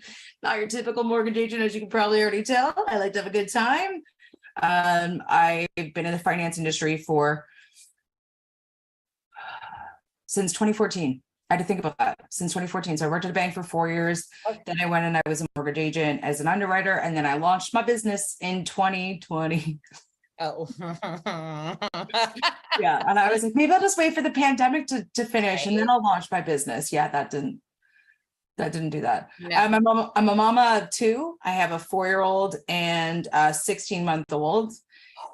And I didn't take a mat leave on the second round. So yeah, I'm truly Wonder Woman in my opinion. 100% you are. That is amazing. And I think that is where probably a lot of my audience will really enjoy this conversation, because I know even in my head, was the moment you said it, I was like, oh my gosh, how can she possibly be doing that all right now? So that is absolutely. Oh, I thought I had it too. I was going to say, oh, there it is. You can see it. So I legit have sorry, I didn't mean to cut you off there, but I was trying to find in my camera to show you that I have a Wonder Woman. Oh my goodness. Oh, it's so cute. That's amazing. My husband made that. So we're going to paint it and we might actually put it on the front of our house. Your husband and then he has a very Batman crafty. I think I need to chat with him. He sounds like he's very crafty. Pretty handy. He's building a shed right now. So if you can hear that in the background, I apologize. This is so amazing. Amanda, quick question for you. Were you always good at numbers? Is like this something that came natural to you? You said you worked and you kind of moved up, then you started your own thing. Like, I can't imagine anyone ever being like, I want to be a mortgage agent when I grow up. But I also feel like it's so important. So how did you even get into this? Sorry, I'm just laughing. Like, are you good at numbers? So let me tell you something. And I tell this to my clients full on. Yeah. I failed math 3 times in high school. I failed math 2 times in university. So I'm of I don't know how old Courtney is, so I'm not going to ask, but I was the last year of OAC. So when I graduated, it was me and the grade 12s graduating at the same time. Yeah. And there was one pathway for us to go through and there wasn't enough for everybody to go. Yeah. So I took a year off. But when I was in high school, you had 5 years. So I failed grade 10, grade 11, and grade 12. And the only reason I passed calculus in OAC is because I said to my teacher, please don't make me do summer school in my last year of school. I'm not going to school for math. I'm going in marketing because I like sales. And he gave me a 51. So like your negotiation, that's your strong suit. Yeah, that was a good strength. But no, I was not always good at numbers. I was good at talking. I got good at talking, and I was always a salesperson. So I started in retail and I was shy, believe it or not. Oh, I don't, but okay. Yeah. My mom said, you weren't shy. I'm like, yes, I was. So what I did, I don't know if this is off topic, but I'm just going to tell you what I used to do. So let's say you're shopping and I'm like, you're shopping, like shopping. This is a shopper right now. You're shopping, you're looking at clothes. I would just stand there. I wouldn't say anything. And I would wait for you to tell me what you wanted. And then people would be like, I don't need you. And I'm like, okay. And I just walk away. And my boss said, my manager at the time, Lori, babysat her kids. She said, I can't keep giving you this 10 to 1 shift because I worked between my first period and 5th period in high school. So I worked between 10 and 1, and I would come back to 5th period and it was law class. And he's like, did you get your goal? Did you get your goal? So numbers, in a way to sales, like that was a thing, but like finance numbers like this, no, I never would have thought that I would have done it. Considering what you're doing in school with math, but that's not math that you use in like regular world. Like I'm not looking for the polygram, or I don't even know what it's called, the triangle thing. Yes. I need to find X. Well, kind of, I do need to find X, but like for me, once you get it, like I love it. And I'm not a numbers girl. Okay. But it just basically, I won't go into too much detail, but I've had 10 career paths since I graduated university. And I just kind of stumbled into this one. I was working at a bar, Finn McCool's. I worked there for 10 years as a bartender. So that's where the sassy comes from. And I'm also a bat catcher. So there's a little bit of sass there too. And I'm a Gemini. Let's just throw it out there because there's pretty much it. I was recruited. The guy said, do you want to come work at a bank? He was like, do you want to come work at RBC? I see something in you. I think you're really good. I like want to come in. And I was like, yeah. You think a bank's going to hire me? I was like, me? And then I was like, okay, sure. I want to get out of this restaurant. Anyway, I was like, I knew that the restaurant wasn't like my career path. It was just, I was happy there. I was making good money. Like, and I kind of thought maybe I'd be a hospitality manager. Thank God I didn't do that. Because no offense to anybody that's a hospitality manager, it's just not my cup of tea. They asked me to do it when I sold clothes too, because I sold $150,000 in a year and I was the top 15 in Canada. What? Yeah, at Bootlegger. That was freaking cool. Yes, I remember that Loved story. Bootlegger. So goals are my thing. The second that boss told me that I needed to hit my goals, I started talking to those customers and I started hitting my sales targets. And I never had that talk again. And then this happened. Now I just talk to everybody. Amazing. I think I answered that to some sort of a degree. You did. No, I Okay. love it because Perfect. I just, like I said, it's, to be completely honest, when I first saw your information and I was like, oh, do we want Amanda on the show? And I was like, I don't know, is this conversation going to be interesting? And then I met you and I'm like, oh, this conversation is going to be interesting. But then I also realized, like, you know what? It's a conversation that needs to be had. Like, so many people have mortgages, and I will be 100% honest. I am one of those that know very little about my mortgage. Like, You can have definitely 10 mortgages in your life and know nothing. I feel like that is the case. Like, I have owned how many houses? This is my fourth house. Like, I know very, very little. And I am one of those ones that I'm like, oh, sign here. And I'm like, okay, dokie. Like, I don't even know. So I was like, you know what? We need to have her on. This is a conversation that definitely needs to be had. So I was just wondering in my head, like, how did you even get to this place? But I love it so much. It's just like so random. But for me, like, mortgages are boring to like the average person, right? So like, I try to make it fun. For me, like, I get excited. Like, I get excited about like underwriting a file to be like, this one's exciting. There is a lot of times where like my files are really tricky. Like, I have a lot of really, really tough files. And I feel like the universe is trying to challenge me by throwing them to me, because I don't know that any but other agent or mortgage professional would have necessarily come up with some of the plans that like I came up with. And that comes from experience. It just comes from seeing a lot of files. It's a lot of files. Like, I've been in the industry for 5 years. I've probably seen over like 1,000 files, like maybe more. So it's just, you see a bunch of things and then you find different ways to interact with it. I'm also a bit of an empath. So like, I feel people's energy. So I align with them. But when they're stressed, like some of them I can actually like, I start to feel their stress and their anxiety. Like, okay, I've got to like act on this a bit. Yeah. Get too involved. But anyway, long and short, buddy brought me into RBC. Funny story about this. I interview them. The first person I interview with, I walk in, I'm like, you look familiar. I served him the week before and his family. And then I was like, oh yeah, I've served you guys a bunch of times. And we didn't even have an interview. He's like, so when do you want to start? What position do you want to do? And then the next person I interviewed with, which ended up being my boss, I served her on her 45th birthday or 40th birthday or something. I said, I just helped your birthday party. So I was like, happy birthday. And she's like, so here's the office. Like, and I was like, this is just things that happen. Like today I just had a chiropractic appointment. And I was talking to the guy and I said, I'm a catcher. I think that's maybe why my hip is sore. He's like, I'm a catcher, my chiropractor. And then his next patient, I'm not throwing this at his next patient. I could be wrong. So if anybody hears this, they're like, that's not the correct story. I'm sorry. His next patient's sister was the coach of like Team Canada's women's fast pitch. What? And he's like, that's so weird. I said, it's just how it is. Yeah. You're like, it's just something that I have. And how I got connected with that person was through, I'm her mortgage agent. And she was telling me about her job. And I said, I really have a really sore hip. I've never been to a chiropractor. I think I want to come see your guy. So it's just funny how things kind of fall apart, like come into play. Because I tried working at Pepsi. I interviewed at Pepsi. They said, you don't have experience. We can't hire you. Who did they hire? A man. Sorry. I tried to go into the tech industry. They said, you don't have experience. And I said, but how am I going to get experience if nobody's going to teach me it? I have the degree. Yeah. But why can't you give it to me? And then one of the things with Pepsi, they said, I don't think you have the physical capacity to do the job. Which I thought was a little bit like, yeah, in a way, like I'm like, okay.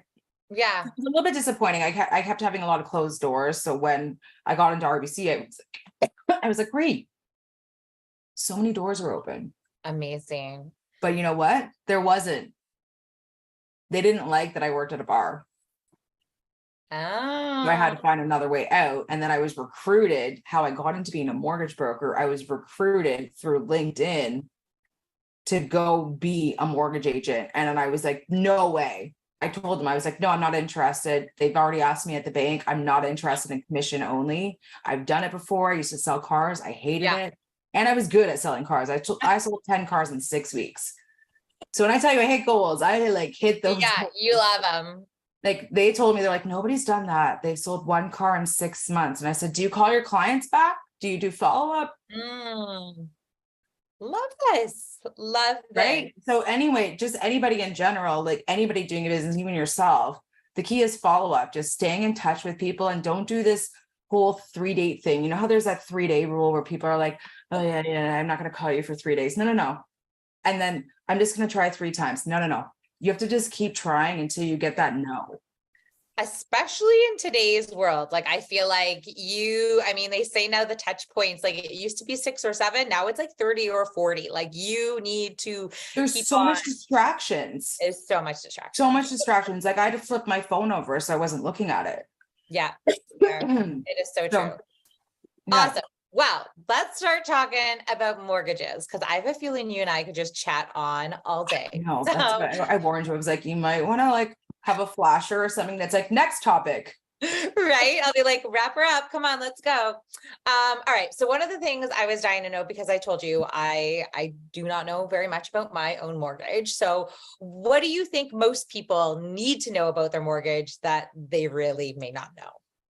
So I think the biggest factor would be, so I asked a couple other people about this for some opinions, because I had my opinions, but I wanted to take another couple other people's opinions. So I had a good little bit of grasp for you. Love it. They all agreed that they were pretty good. So a collateral charge. What's a collateral charge? Thank you. Okay. Like nobody ever knows what that is. Who's your lender? Okay, let's say it's TD. All right, I think it's CIBC. All right, that one I think they'd actually know the answer. Okay. So if it's so that's normal. So what you're saying right now, just so like everybody knows, this is normal behavior. Not everybody's an expert in their mortgages, like because and this is not a knock on you. It's just kind of what general people is. You trust the banker. 100%. You trust what they're saying to you because it's the bank, it's the brand. You've been going there for 30 years. But let me tell you something, it doesn't matter how long you've been going there. What matters is how much you're making that bank. I've seen it. I worked on the mortgage side of the bank side. I worked on the teller side. They don't do things for you if you're not making them money. Like they will not do things for you. They used to tell me that when I was negotiating checks, they'd say, if they have a mortgage, you can negotiate that check. Collateral charge. Okay. So the reason for this is, now it wasn't necessarily all the time because you have to have a certain one. So I'll tell you what it is first, and then I'll tell you who has them and who doesn't. Cool. It's generally offered with the banks. And so essentially what it is every time you get a mortgage on a property, it's called a charge. There's going to be a registration or a charge. And it's in first, second, third position, generally speaking, to be in first position. And that charge is typically, and how it should be registered, is against the mortgage balance. So if you owed $100,000, they would register. So CIBC or TD, for example, would register a $100,000 charge. Yeah. But what they do instead to benefit you, and they don't tell you this, is they register the property's value. Okay. So they'll essentially say, okay, let's say your house is worth $800,000. They'll register it. They'll put the registration on it as $800,000. What does that mean to you? Okay, it's not a big deal, right? Well, it kind of is in the event that you ever need to borrow against your house outside of TD or CIBC. So now what they've done is they've tied up all of your equity to them, so you can't go anywhere. Sure, yes. And they don't tell you that they've done this. Yeah. The other scary part about it, and I'll tell you some good things, but the other scary part about it is that it's a demand loan. They can call your mortgage whenever they want. That's terrifying. They literally tell you, like, they can literally tell you, you have to pay us this back like today. Yeah. If you had, let's say you had credit cards with the same bank that you have your mortgage with, and you defaulted on your credit card, they could call your mortgage. Wow. Or they could say, like, we're going to call your mortgage if you don't pay off your credit card, or they'll make you add onto your credit card. Like, Okay. TD's mostly, like, it doesn't really, it would go to an extreme measure for them to go to that level, but it's not something that you're not told about it. No, not at all. You're not told about it. Or they'll say, well, TD's really known for this. RBC's not, but TD's really known for this. I don't think RBC is anyway. They'll register 1.25% of the property. So if it's 800,000, don't get me, I'm not a quick numbers girl. I'm good at server math and really good at server math. And I'm good at mortgage math when I have a calculator. Yes. Let's say that it's 1.25% is $1 million. So they would register $1 million. Now here's why these charges are on there. And here's like an advantage or like a benefit to a degree. Let's say you need to get money out of your home. You need an extra 50 grand. Well, you don't have to get a lawyer again. You don't have to go get another lawyer to register this new mortgage because you already have the 800,000 registered. I see. So all you have to do is get an appraisal, and as long as your house is worth 800,000, you get $150,000. Okay. Does that make sense? That's cool. Yeah. Yes. Okay. I like that you're breaking it down for me. I appreciate it. Yeah. So it's kind of like, so that's the benefit. Yeah. To it is like, it basically just saves you legals. It saves you 1,500 to $2,000. Yeah. That's it. It doesn't mean you're approved. Yeah. You can't go in there and not have a job anymore and get them to give you 50 grand just because they put the charge on there. Right. But they don't tell you this. And in this day and age, this is so important because I have a client right now that has a collateral charge on their property. They owe $360. The charge is $527. And they have debt of, I have to pay out a second mortgage and it's 100 grand. The property's worth like 836. So my equity that I actually can play with, which is up to 80% of the house's value, is $150,000 when they actually have $100,000 or more. But because their current lender tied it all up with them, I only have like X amount of dollars to play with, and then there's nothing left. There's no equity after this. There's nothing left. Wow. They don't have another solution after this unless their house goes up in value. And unfortunately, what they did, and this might tie into some of your other questions, is they signed their paperwork based on the rate. They didn't send it to me up front when I asked them to. They didn't tell me the payments. I don't think they read the paperwork, and they signed into what's called as a bona fide sale clause. Goodness. That is another factor that you need to know about your mortgage. So I kind of tied that all in there. Actually, that was pretty good on my part. That was good. That was good. I don't have notes here. I'm like, I'm just bringing it. So the bona fide sale clause means that you cannot break your mortgage unless you sell your house. Ever. Like you have for the term. So this particular situation, they signed a 5-year term. Wow. So now they're not only like they have a first mortgage that they're going to have for 5 years and they can't get out of it unless they sell. Yeah. And they have a second mortgage, which is in second position. So there's 2 charges on this property now. So here's their first, here's their second, that's going to be hanging out with them for 5 years because I can't move it. Yeah, because it's all connected. It's all connected to here because I can't. So a refinance is when you would be taking money out of your house, because a lot of people would be like renewal. Yes. Renewal is only when you're up at maturity and you're looking to shop around for a different lender. The second you need to take more money out of your house, you're into refinance.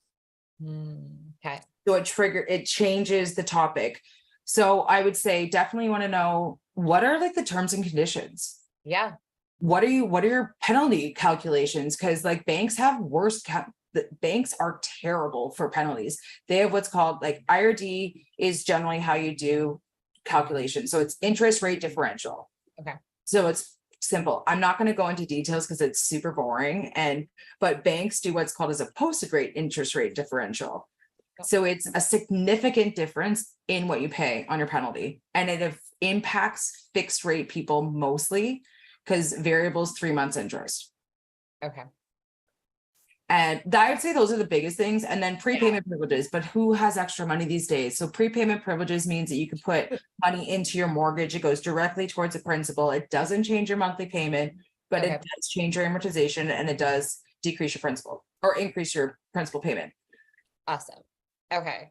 Oh, I feel like there's so much I don't know. There's so much. No, but you don't need to know all of this because you have well, you don't need to, you just need to know the basics. There's a lot that you need to know, but you don't need to feel guilty about not knowing it. A lot of people will be like, I feel so stupid. I'm like, that's okay. That's why you're calling me. Just text me your questions.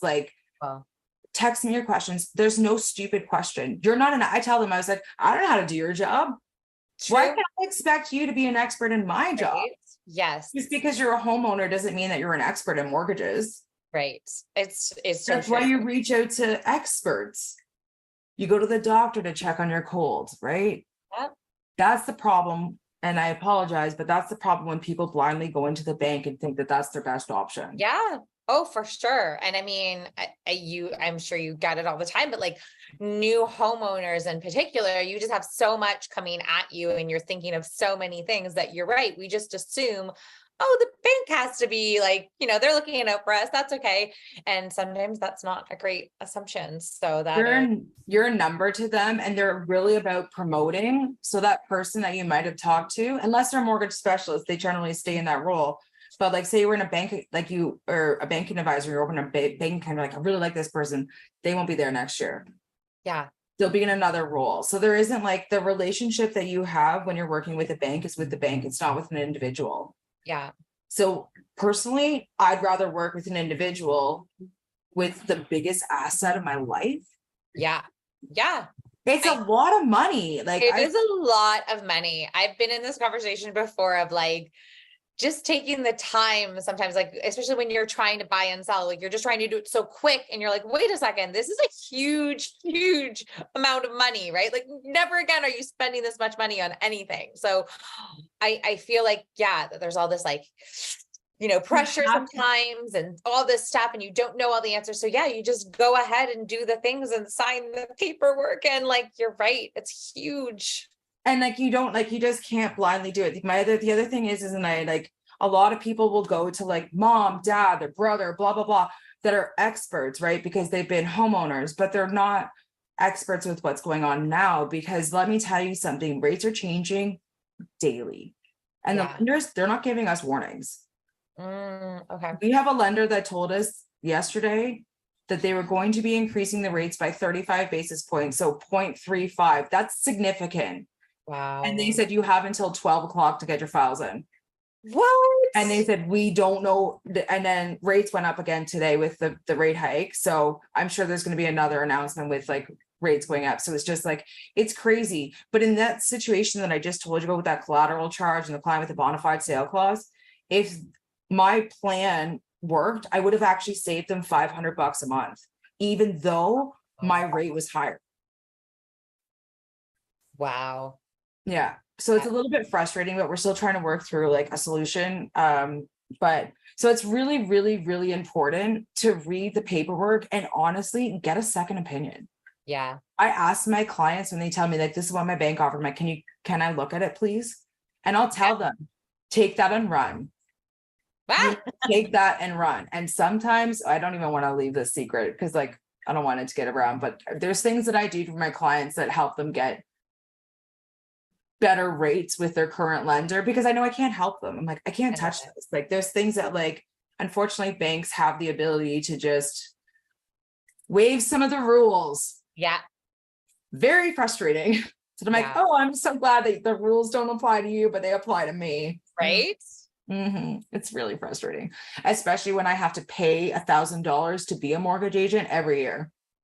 Wow. We're licensed. We have to take courses. I have to take an 8-hour course right now on private mortgages. Wow. That's good though. Okay. So we're really, really, really educated. Yes, you totally are. So let's take a step back then. So if someone was looking for a mortgage agent, what would that cost them? How? Nothing. Right. And I think that's the key that we need to start sharing a little bit more because we go into it thinking, bank has they're a bank. Of course they know what's best for me. And to me, I'm always when someone's telling me, oh, why don't you try this or try that? You're oh, I don't know. What's that going to cost? But you're if it costs us nothing and it's the biggest purchase of your life, why aren't you trying? Right. Now, here's the caveat. You cannot go to multiple people. Okay. You got to try and pick like a couple of people, do your research, have a phone call first. We're all commission based, but the thing that the general public doesn't know is that when you're talking to so there's different levels. There's mortgage agent level 1, mortgage agent level 2, and then there's a broker. I'm mortgage agent level 2. Brokers can open up their own business. That's basically it. So, but we all have access to the same lenders and we all have access to the general same rates. Good to know. What you're looking for is the person. Yeah.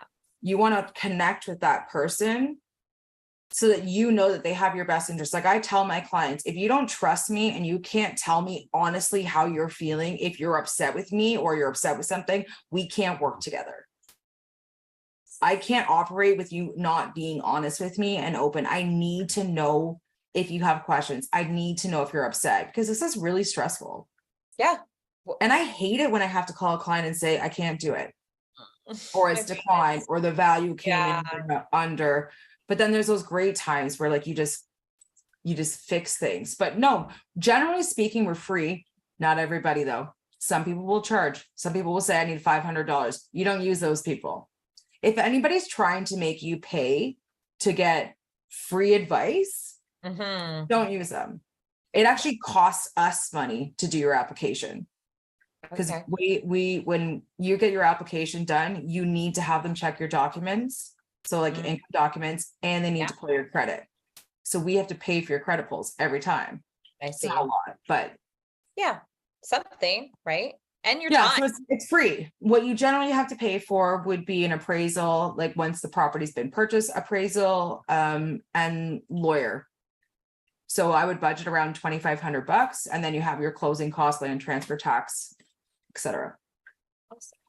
If that makes sense. I love that. Yes. No, that I said, I was like, I better ask that because I don't know the answer. So I love that.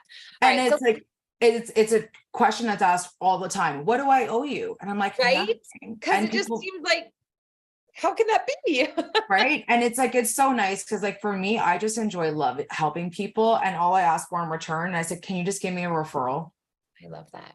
I'm like, I don't want your money. I just want you to refer people to me and give me a Google review. Like whatever you want to put on it, just give me a Google review and just give me a referral. That is way more rewarding to me than, because I don't want to steal business when it doesn't make sense. Yes.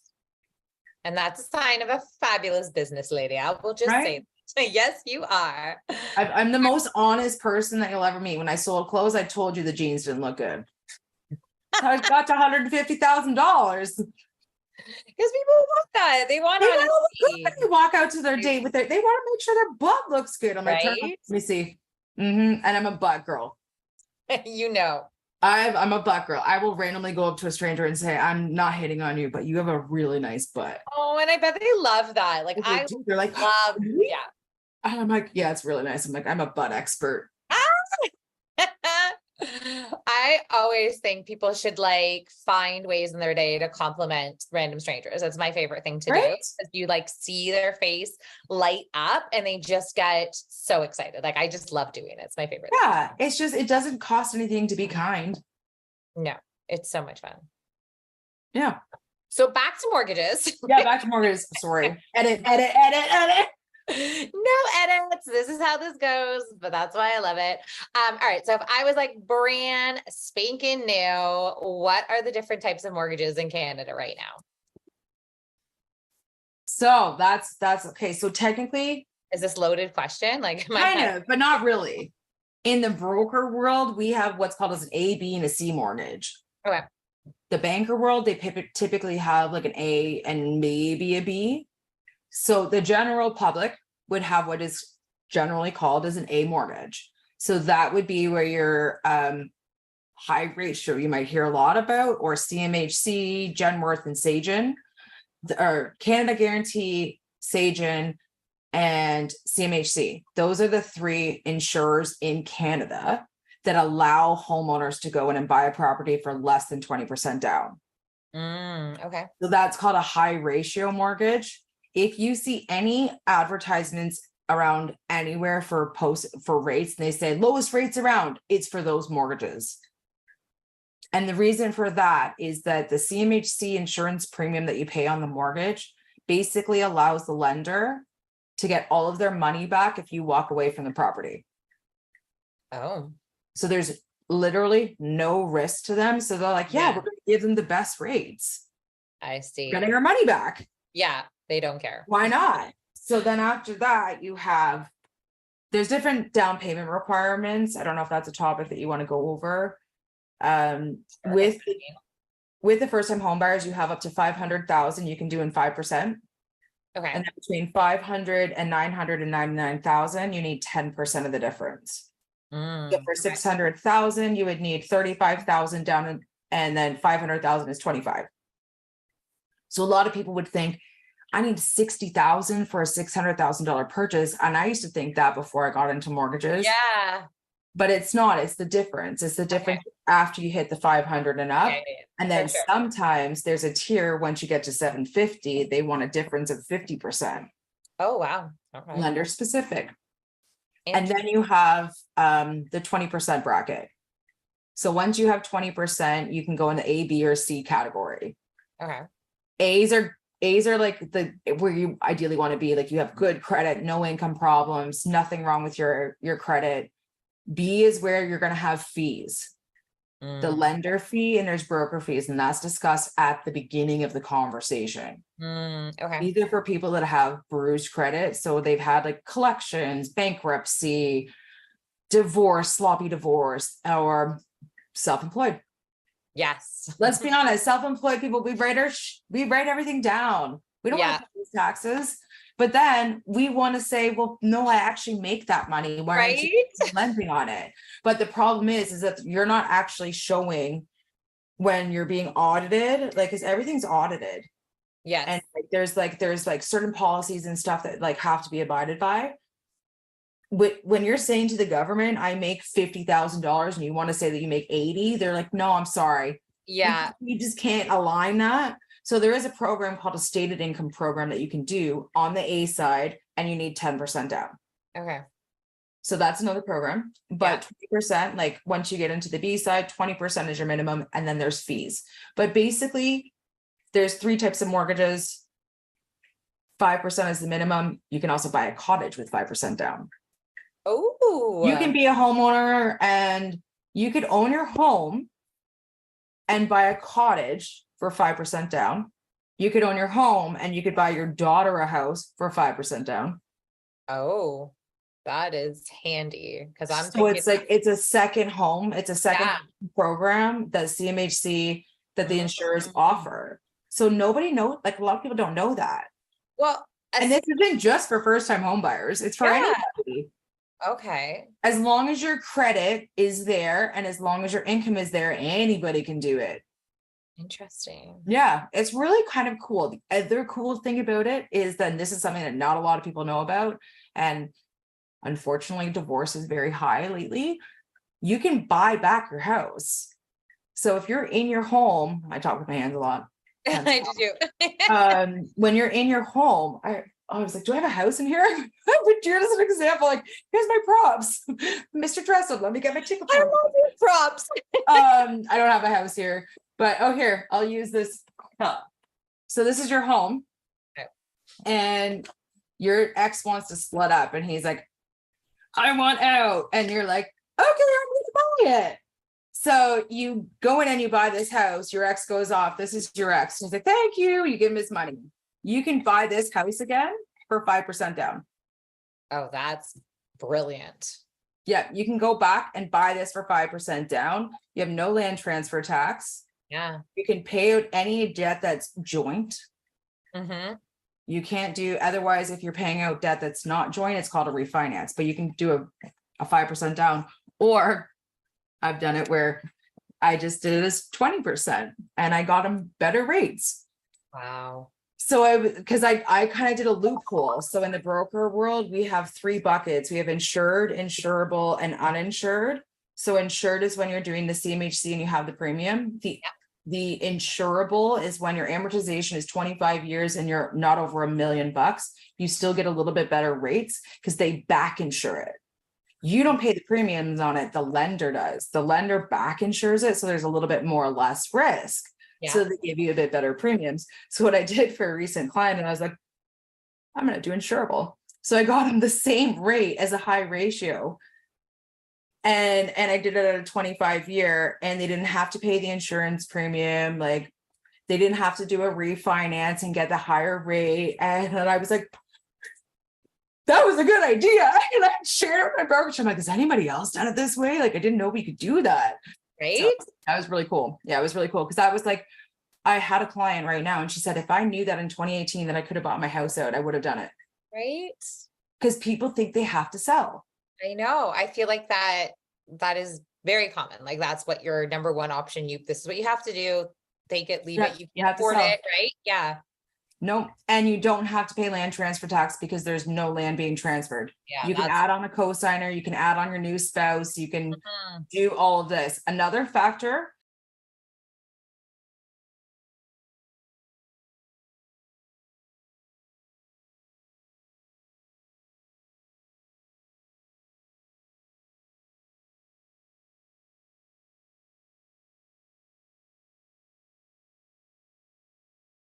You don't have that at the bank. No.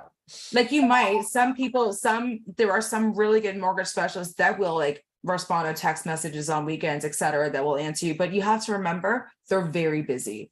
Yeah. They are very, very busy. They have a certain number of files that they have to do a month. And I think it was minimum 10 to 12 a month. That's a lot. Mm. That's a lot of files. And that's only completed files. That's not all the files that they worked on that didn't go anywhere. Yeah. Because there's a lot of time that we'll work on files that don't go anywhere. Yeah. But that's what it is. That's just how it goes. So I do not know this at all. So I would love to hear from you. How are mortgage rates determined in Canada, and like what factors can change it? Because I know they're all over the place. That's all I know. Okay, they are all over the place, and I'm not necessarily the best expert to explain to you how bond markets work and how bond yields work, but I can give you the basics. I want basics. Yeah, basic mamas. We're all too busy to be worrying about all this fluff. We just want the meat and potatoes. Let's just get to the brass tacks. So fixed rates are based on bond yields and the bond rate. So if you hear like bonds are going up, if bonds are going up, it means that it's costing more to borrow the money, is my understanding, or it's the vice versa. I could be wrong. But the bond market will determine your fixed rates. Okay, good to know. Bank of Canada prime determines your variable. So prime is based on like your variable will be based on like prime, and it's kind of like what's going on in the market, like with inflation, GDP. It's kind of like looking at all these different things. And then how a variable rate mortgage is based. So there's two types of mortgages. There's a fixed and there's a variable. Fixed, your payment doesn't change. It's the same throughout the whole term. Yeah. Well, actually, technically there's three, because there's variable mortgage and adjustable mortgage. A variable mortgage is generally done with banks that have static payments. So you maybe have heard a trigger rate. Yeah. What that means is that this person was in a fixed rate variable mortgage. So their rate, let's say they had a discount off of prime of 1%. That's how variables work. They give you a discount off of prime. Okay. Am I losing you? I'm good. Yeah, it's a lot. It's a lot, right? And I'm trying to be like, I don't know how much detail you want me to go into. Right. But the long and short, that's how it's kind of based on, is like, but the fixed, the variable rate mortgages, like the true variable rate mortgages with the banks, your payment doesn't move. So over time, you pay less principal and more interest. And then once you get to your trigger point, you're not paying principal anymore. Yeah. You're just paying interest. So then you have to do whatever the next step is, where an adjustable rate mortgages moves when prime moves. Interesting. Yeah. Okay. Does that kind of summarize that? Oh, totally does. Yes. No, I very much appreciate that. So like, then when we're talking about like credit scores, why is that so important when we're applying for credit? The three factors. So credit scores are so important. So bottom line, I'm going to tell you this. People ask me, don't pull my credit. I don't want to send you documents. Tell me what I'm approved for.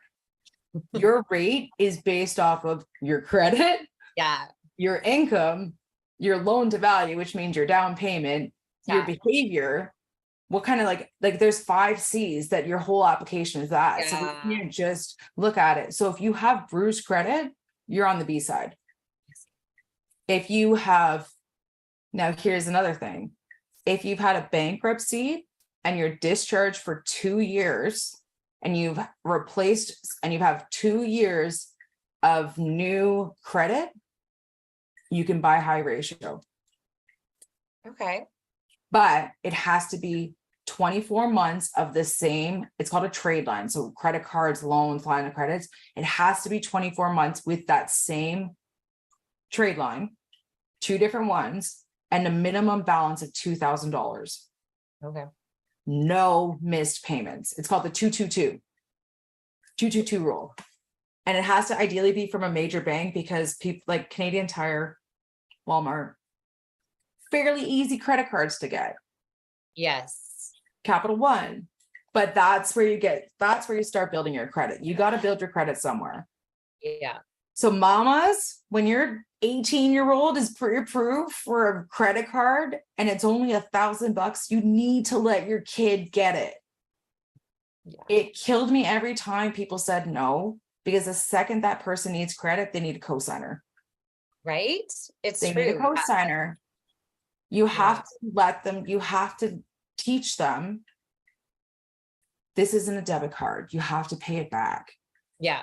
Yeah. If we don't teach them this and they're not teaching it when they're young, they're going to be free. They're going to be out of university. They're like, freedom! And they're going to do what I did. Well, actually, I didn't do it on purpose. I ended up like my parents lost their jobs through, like in the middle of my university. I was going through depression. I like racked up 13 grand on my credit card. I did have to pay for my tuition on my credit card through cash advances. At the time, I didn't know how bad that is. Yeah. And I also was like, well, it's either drop out of university or figure out a way to pay my tuition. Yeah. Credit card it was. Yeah. And they don't let you do that. So I just wrote checks. So wild times, wild times. What's next? Well, how can someone improve their credit score? Oh, I love talking credit. Okay. So they can improve their credit. So believe it or not, take the credit limit increase. Always take the credit limit increase. That is not what I thought you would say. Okay. Always take the credit limit increase, because your score, there's 5 components to your score. There's payment frequency, that's 30%. I could have them reversed. Payment frequency is 30%, utilization 35%. Okay. 65% of your score is made up of how often you pay your bills on time, how often you pay your bills, and how much of that revolving credit you're actually using. Yeah. Believe it or not, you're not supposed to use more than 30%. Oh, wow. 30%. So if you have $1,000 credit card and you max it out every single month, you're actually hurting your credit score. That is so interesting. Wow. You're hurting your credit score. And ironically, you would think, why? Yeah. I'm showing that I'm using it, I'm paying it every month, but what you're showing is that you're using it to its full capacity. And what if you can't pay it off that month? Because a lot of people think that that's what you should do. Yeah. No. And your score is between 300 and 900. 900 is a unicorn. Yeah. I pulled one the other day. Actually, it's my chiropractor girl. She's a unicorn. It was really cool. So I was looking at it, I'm like, what do I need to do to become a unicorn? I want to be a unicorn. There's no magic way. There's just parts about it. So one of the quickest ways to improve your credit score, increase your credit limit. Take that credit limit increase, but you just need to know and have the discipline not to overspend on it. Like if you know that you're going to spend $2,000 every month, then ideally change your credit limit to reflect that. Yeah. So put it at 10 grand. So you know you're never going to hit that. Your score's going to be good.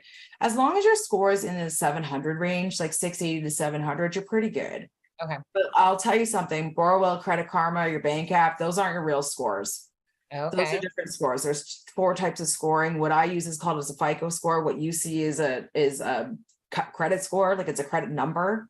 So your score might be higher than my score. I see. And the reason for that is they're measured differently. Your score is taken like a 6-month capture of your history.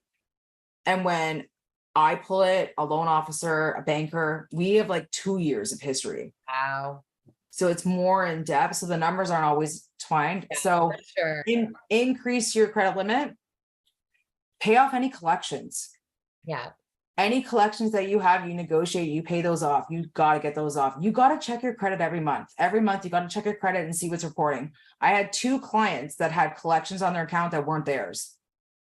One client had property taxes from the city of Waterloo. I'm like, you ever lived there? I actually joked around and said, do you have another wife? What? Do you have a family that we don't know about?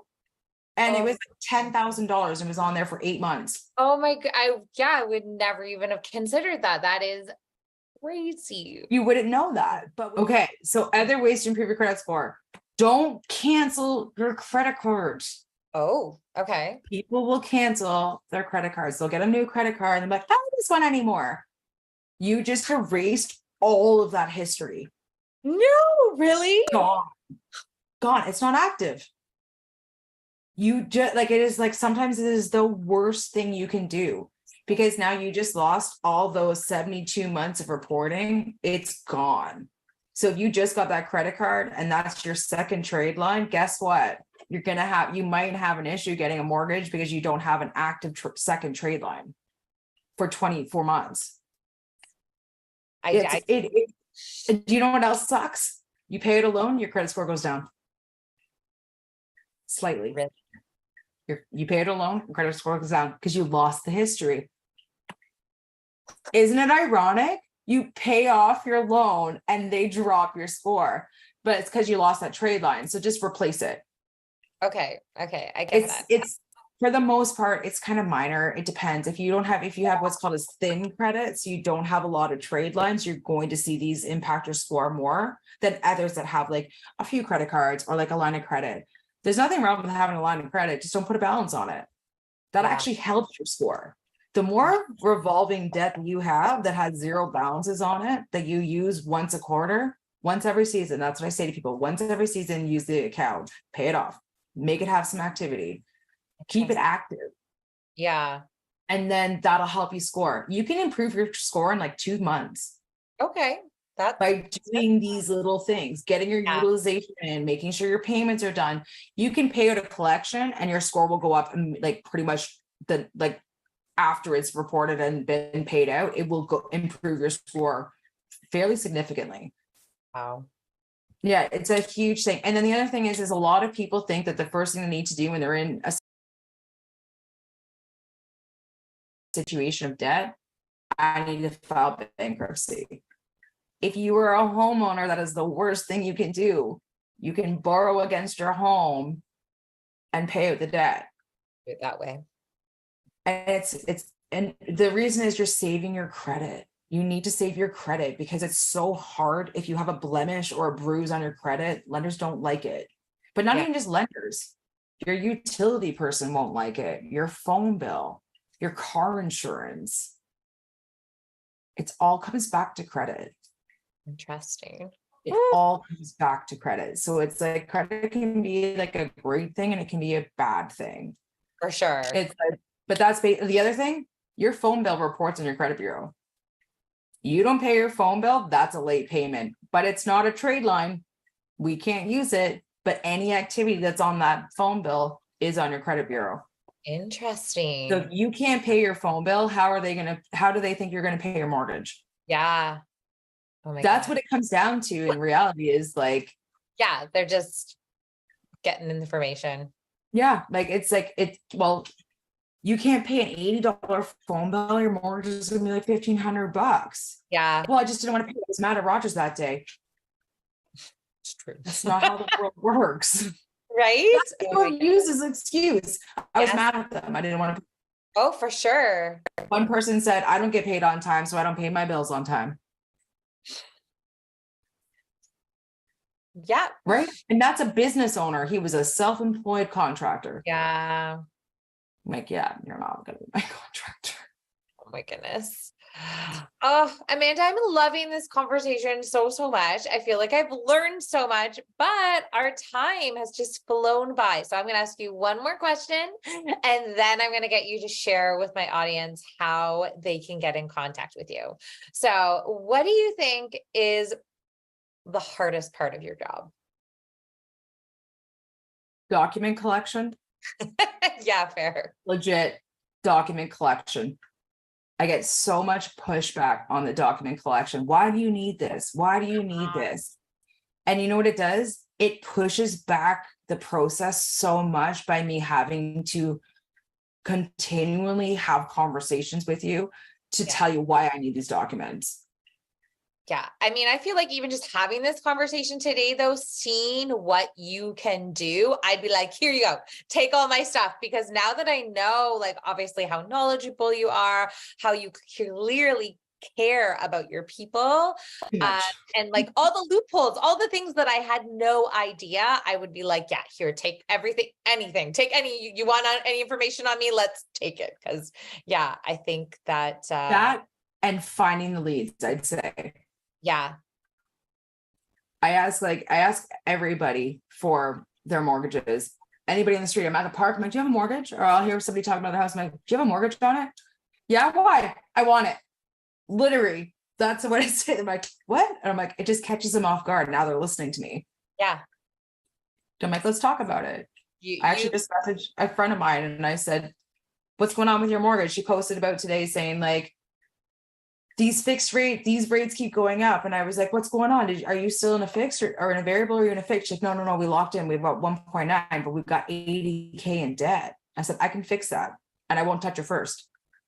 Wow. So I would say document collection and like finding the leads is like the hardest part, because it's when you work with the bank, they see everything. Yes. That's why they're not asking you for documents. They see everything. They'll decline you if you have NSFs in your account. Yeah. Yeah. They've seen it all. Literally. So good. Okay. Yeah. Well, I talk a lot. Sorry, everybody. I have loved this conversation so much. And I will be honest with you, I loved it way more than I thought I would. I feel like that makes me so happy. I feel like I've learned something. I feel like you're like so entertaining. I can feel your energy. I can feel how much you care about your people. And I feel like you've totally given me so much to think about that I'm definitely going to have a chat with my husband this evening and probably just to like figure out where we're at. Because it's a conversation that should be had, just to say, hey, you know what? We should talk about this. I have a really cool prop here for you. I won this. More props. Yeah. This is a Rookie of the Year award for my brokerage. So I won that in my first year of launching my business. So they give it away every year to the best rookie person that's in their first year of business. Yeah, it was cool. Amazing. Okay. Well, how can my audience find you? Oh, okay. So I have a few ways. I guess the easiest way is like Facebook or Instagram. My two handles are Lawson Mortgages, and believe it or not, Catwoman's Mom is my other one. Or my phone number. I wish I had a way of like writing it to you, but it's 519. I'll be sending it in my show notes. Yeah. Don't you worry. I'll be sharing it. My social media is the thing that sucks about some of my social media is the mortgage industry won't let us advertise under our, like, I would like to be called Lawson Mortgages, but I'm not allowed to have my Facebook page be that. It has to be Amanda Lawson Mortgage Agent Level 2. I have to change my Google business to Amanda Lawson Mortgage Agent Level 2 instead of Lawson Mortgages. So silly. Yeah. But really, you can Google me, Amanda Lawson. I'm super searchable. I made sure of that. It's a detriment because I have little kids, because I'm like, you'll be okay. Like I have a sign on my front lawn. If you actually drive around Guelph, Ontario on Country Club, you'll find my house because I have a sign on it, and I have a sign on my door. I love it. But Lawson Mortgages, Catwoman's Mom, and then drop me a DM, send me a text, my email. I think you have my email. I will share it all in my notes for sure. Yeah, anything. Send me videos. I love videos. I send videos and voice messages to my clients too. So you think this is fun? Wait till you see my videos. Sometimes I'm a moose, a cat. I have loved this conversation so much. Thank you again for coming on the show. I thoroughly enjoyed myself, and I know my audience did as well. For my amazing audience, thank you again for your joining, taking the time out of your day to check out the show. We really appreciate it. And bye for now, friends.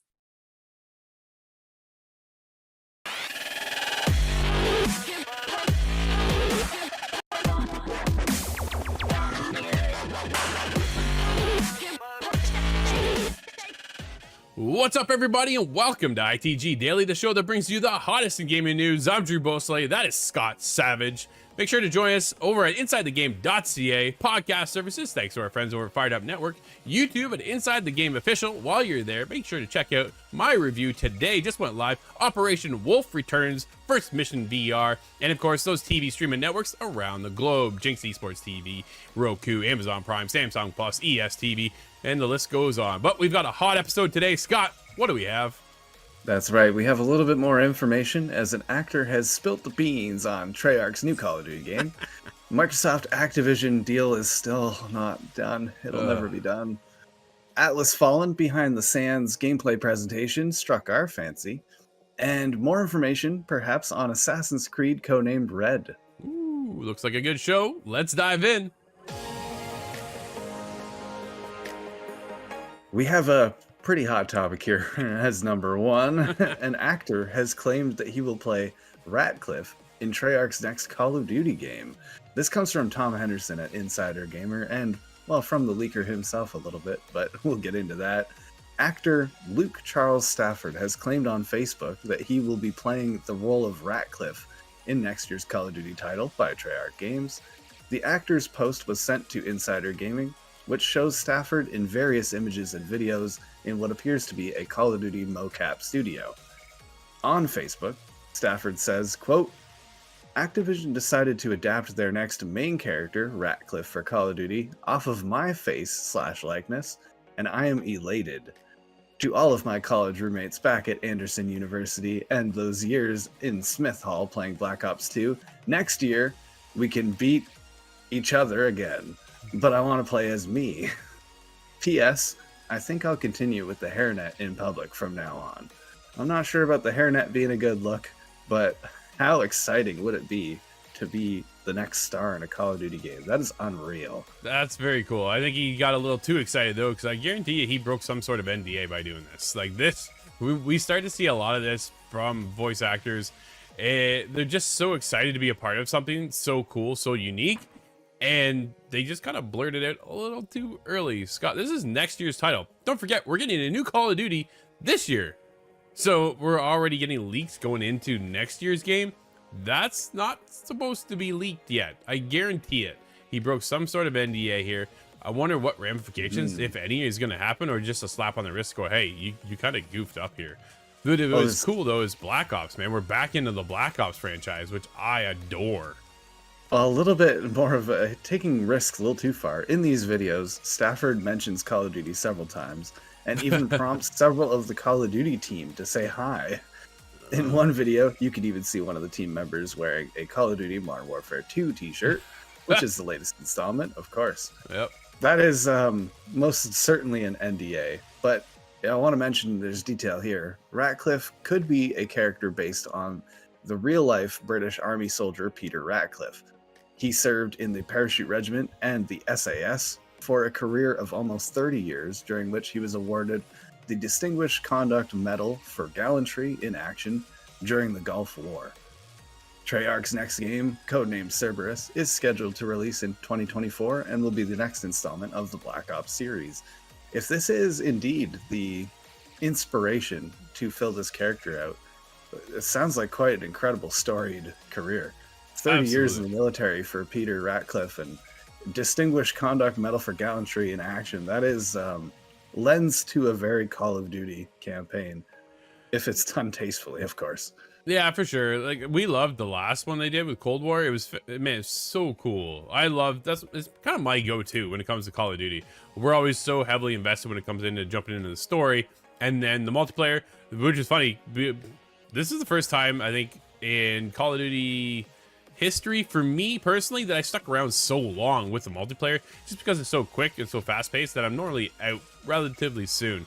But I was actually able to stick around and have a good time. A lot of new modes in here too. DMZ was something else, and the raid actually involved. So there's some other opportunities to get more and more people in, and I appreciate that Activision Blizzard's looking at doing that. And again, we talk about often on the show Assassin's Creed fatigue, and in this case Call of Duty fatigue, but it doesn't seem to be hitting here at all, Scott. Last year's titles, $800 million in 3 days, and then $1 billion in 10. says anything but fatigue at all. Yeah, absolutely. They're selling, and we will keep eating. It seems to be the way, right? And we're getting a new game this year. It was supposed to be a bit of a smaller take on a game, a bit of a more of like a DLC pack, but it sounds like that's branched off, kind of how Basm has with Assassin's Creed Mirage, and gone off, supposed to be DLC for Valhalla. Well, then it's expanded now into full-fledged in its own title. Well, it sounds like we're getting that here in this case with Call of Duty. We should be seeing something soon, don't you think, with Call of Duty? With what we're playing, this November, which seems to be kind of the staple launch. Yeah, I'm surprised we haven't seen either of these Call of Duties really teased off too much. I'm wondering, where's Black Ops going to take us in this series? Is it including the Gulf War? Is it going to be Gulf War in the future, past? Are we doing time skipping? Black Ops is just a crazy series for Call of Duty, and I love it. Yeah, I love the spy espionage feel of it from last game, and I hope they kind of carry that over here with the next one. But yeah, definitely more Call of Duty, something that just seems to never end. Scott, speaking of something that will never end, it's Microsoft Activision deal could face new merge investigation, but the UK warns. Oh man, Tom Warren over at The Verge. The UK Competition and Markets Authority, also known as CMA, is throwing caution over the idea of a quick resolution to concerns around Microsoft's proposed Activision Blizzard acquisition. Microsoft and UK regulators are extremely quick to issue statements over their intention to pause their Activision battle to negotiate after Microsoft won a key FTC legal fight just yesterday.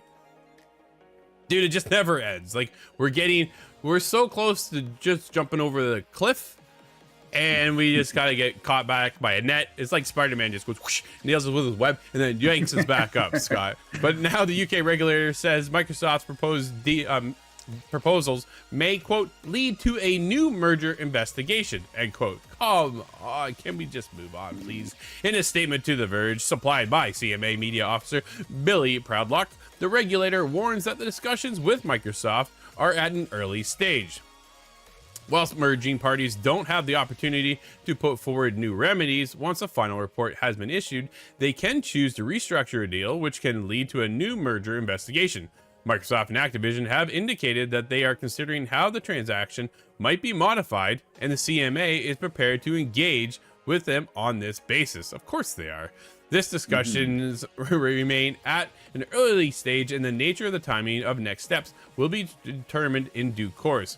While both parties have requested a pause in Microsoft's appeal to allow this discussion to take place, the CMA decision set out in its final report still stands. This just... Scott, we're so close. Like I thought we're starting to get there, right? We're starting to get over the hump and be able to move on. And I just there's a lot of us I think are just ready to get this finished off.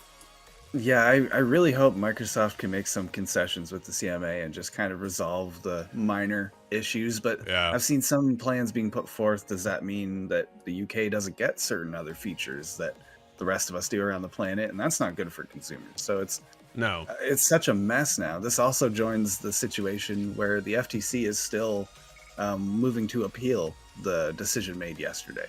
And although I'm not quite certain how that works, there's a legal examination that will happen with the thought process that went into that decision. And I don't see that changing too much, but we cannot seem to make headway moving forward. It just keeps getting held up constantly. Well, yeah, I think we're going to be here for quite some time still. Yesterday was a step forward, but every time they seem to make a step forward, there's like 2, 3, 5 steps backwards, kind of feels like, right? So I know slowly we're getting there, but now that the FTC, after yesterday's agreement more or less went through, where does PlayStation lie, right? Like, that's the question. They offered Xbox, offered PlayStation a deal for Call of Duty for 10 years. Jim Ryan said no, right? He's no, I don't want that. Okay, well, now what then? Do we need to kind of keep going forward with that deal? Right now, actually on PlayStation Plus, I believe there's a Call of Duty game right there for everybody to play, right? So there's deals coming up, but what does that look like for the future now that Xbox or Microsoft is about to acquire Activision Blizzard? In 10 years, they've offered this deal to go everywhere, every cloud gaming service around the world, right? We've talked about other cloud services we've never even heard about. Well, now we're getting into this. Dude, 10 years, day one, Call of Duty then goes exclusive, right? Like, there's the opportunity here, and that warrants Jim Ryan's kind of concern of where the future lies. Phil Spencer's like, that doesn't make any sense to us because it does make so much money, $800 million in 3 days. Why would you put that on one console? Because it pulls more people to one console, Scott.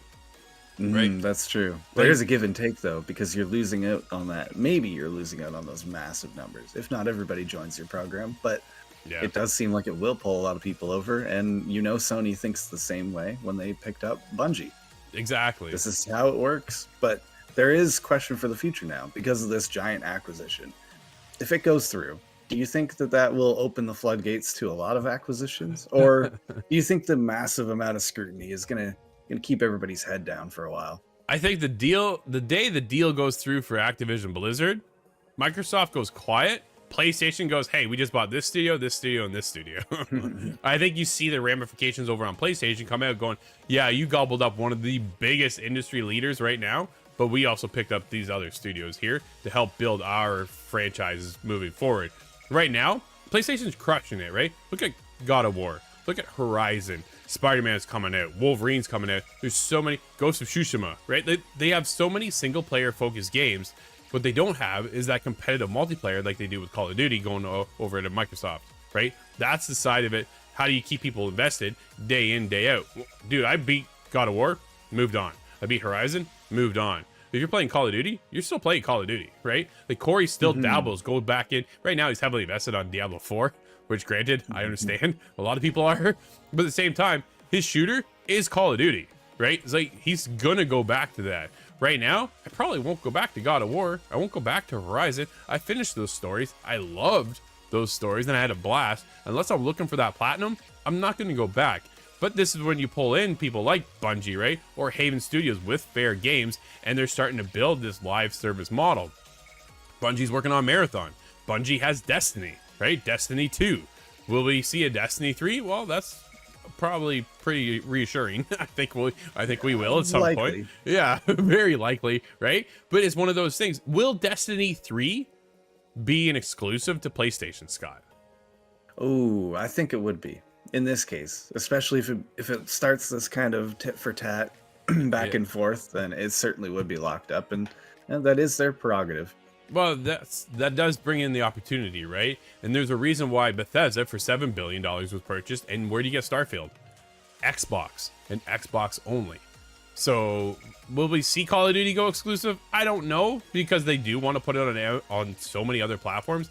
It brings in a ton of money. Why would you want to sanction that off? Well, you sanction it off to build your own library of gamers, right? You want to build your repertoire of people to, hey, you want Call of Duty? You can only get it here. Problem is, not everybody can afford a PlayStation and an Xbox, right? You got to keep that in the back of your mind too. So you want to be able to cater to the wider audience. When you make $1 billion in 10 days, do you really want to cut that off? Yeah, really. Well, they're going to move it into Nintendo. Maybe by then, Nintendo will be the stronger of the three to carry the online. I'm waiting for their online update. Absolutely not going to happen. But Nintendo is going to launch the next console and it'll still be outdated by 2 years. So it's one of those things, right? Like, I think Nintendo's in an interesting place because they always innovate, but yet they're never kind of caught up to where the current standard is in the industry, right? Quite paradoxical, but I agree with you though.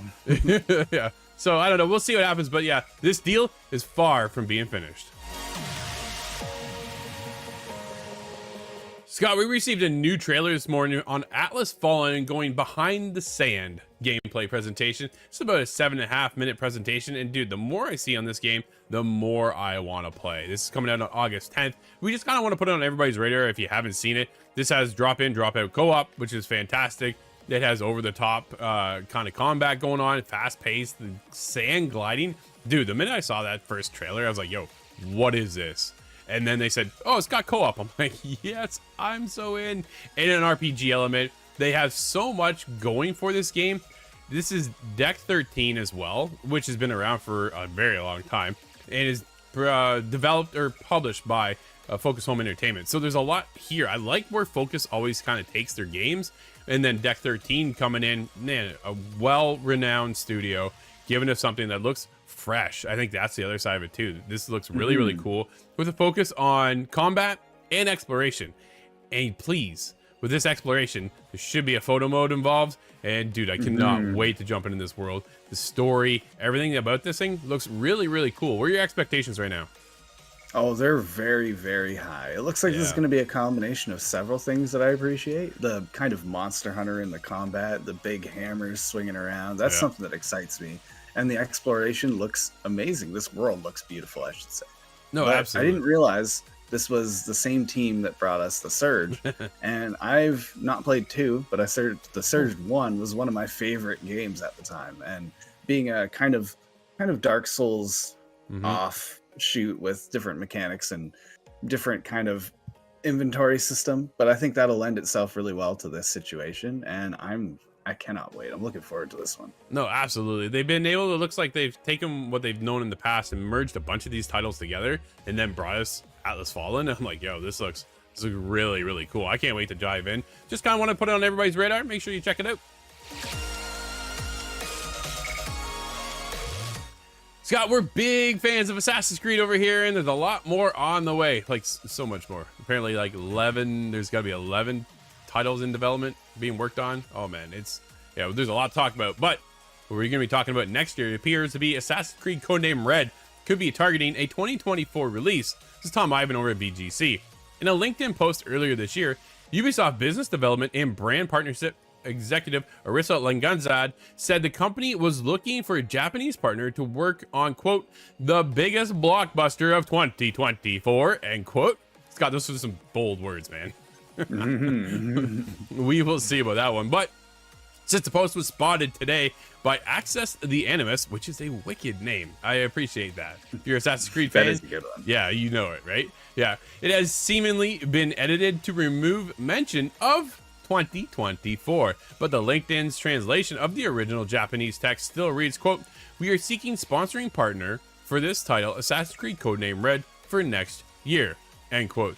Translation on the original text in Google Translate and online translation tool DeepL also both appear to confirm that the action RPG will be released in 2024. This lines up with a February report from Insider Gaming, which claimed that the codename Red is scheduled for release next year. Its sources claim that the game was in good shape and that it would feature 2 playable characters and have a strong focus on stealth. Scott, keeping with the stealth, right? We're going back to our roots with Assassin's Creed Mirage, and here we are going into next year's title, still heavily focused with more stealth gameplay. This is something that fans have been wanting more and more of, right? If you're a fan of the original, going back to Altair, Ezio with Assassin's Creed 2, I call it 3 and 4, but it's not really. It's 2, Brotherhood, and then Revelations, and then you get into 3. It's a bit of a up and down timeline, but either way, getting back to the original roots of Assassin's Creed, the stealth gameplay was really kind of where the shining moments were for me personally.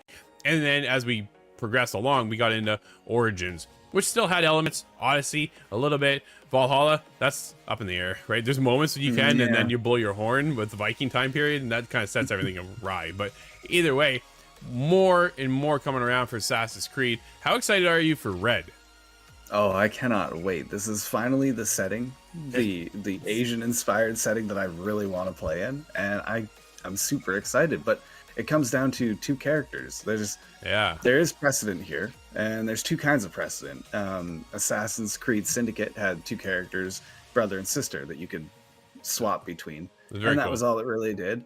There was Unity that had the multiplayer side to it, but we kind of had a little bit of trouble getting Unity to work properly, and I had missed it the first when it was big, so I wasn't able to play that. But I'm wondering, is this a new mechanic perhaps? This is my idea that I have going on. Because there's a little bit of the supernatural in this game. Maybe the second character is taking commands. Maybe that gives you the option to set up different attacks or have a distraction go off or something like that. My mind is racing because I cannot wait to get back into this old school Assassin's Creed feel. Mirage is close. Yes. But Red is very close as well. Absolutely. You've said that the next 2 flagship games after this year's Assassin's Creed Mirage, which we are very hyped for, are coming out on, I believe it's October 12th. Codename Red and Hexy would be released as part of the new Infinity Franchise Hub, the live service initiative announced in 2021. So 2 years ago, we heard about this, and then God completely quiet on what this hub looks like, what this is going to be, and we haven't really heard much more on it, right? After Mirage was supposed to be Valhalla DLC, but Basm's story became something much more and much bigger, which then turned into its own actual game, which has me excited to see. But there's a lot of DLC with Valhalla, and it wasn't for everybody, right? It even had a roguelite mode in it, which I thought was pretty cool. I had a good time playing that one. I had a lot of fun. But there's other elements of it. I was just like, nah, that was not for me. But it kept that game alive for 2 years. But here we are. Dude, it's been a while. I'm now excited to see what Mirage looks like when we get in there. And then Red is something that fans have been asking for so long in the Assassin's Creed franchise that I can't believe it's taken them this long. But, oh, absolutely. But Red, which is made by the Odyssey developer Ubisoft Quebec, has the same creative director. Will begin with Ubisoft as calling it, quote, period 3, end quote, in the Assassin's Creed series, which has sold over 200 million copies since launch in 2007, Scott. Dude, I've been there from day one, playing Assassin's Creed. I can't believe it's been this long. Honestly. Yeah, really. It just keeps going. But they're far from done, 2007, I fell in love with that world. I think I was 15 years old playing the first game, and I never thought the series was going to go this long. Of course, they've been very successful, so why would I have doubts? But yeah, I'm really looking forward to period 3. Scott, just like there's no shortage of Assassin's Creed, well, there's no shortage on games. There's a lot out today. What do we have? Today is a busy day, so hold with me now. We have Gravity Circuit, and that is on the PlayStation 4, 5, Nintendo Switch, and PC. Operation Wolf Returns, First Mission VR, that is on the Oculus Quest 2, Pico 4, PSVR 2, therefore PlayStation 4 and 5, PC, Nintendo Switch, Xbox One, X and S, almost everywhere. Actually, that might be just everywhere. There's also Manic Mechanics on the Nintendo Switch, Toohoo, New World, and that's on PC, Nintendo Switch, and will soon be coming to PlayStation 4 and 5. Dead Man's Diary makes its way to the Xbox Series X and S now. Edo Zombie Uprising comes to PC, PS5, Xbox X and S. Atelier Marie Remake, The Alchemist of Salberg, comes to PlayStation 4, 5, and Nintendo Switch. Dysynchronia Chronos Alternate Episode 3 is on PlayStation 5, PSVR 2, PC, Quest 2, and the Nintendo Switch. And Naraka Blade Point makes its way to PlayStation 5 now. Very cool. Don't forget to check out my review of Operation Wolf Returns on the PSVR 2. That just dropped today. Now, being a game on rails, or at least a gun game of some sort, how does a weapon feel? Well, at moments, it felt great. Switching from my assault rifle back to my Uzi to this shotgun, which seemed to shoot for miles. It was pretty powerful. Then get mixed up with a grenade, which is a little weird because you don't throw the grenade, which is a bit of a miss, honestly. But it would have been nice to have tossed my grenade to make that nice little kill. But instead, you hold down the R1 button on your PSVR 2 controller and aim it and let go. And that's it. You kind of hope for the best, make sure it gets there, but there's no opportunity to. That'll wrap up today's episode, everybody. Thank you so much for hanging out with us. We'll be back tomorrow. I'm Drew. That's Scott. And we'll see you inside the game.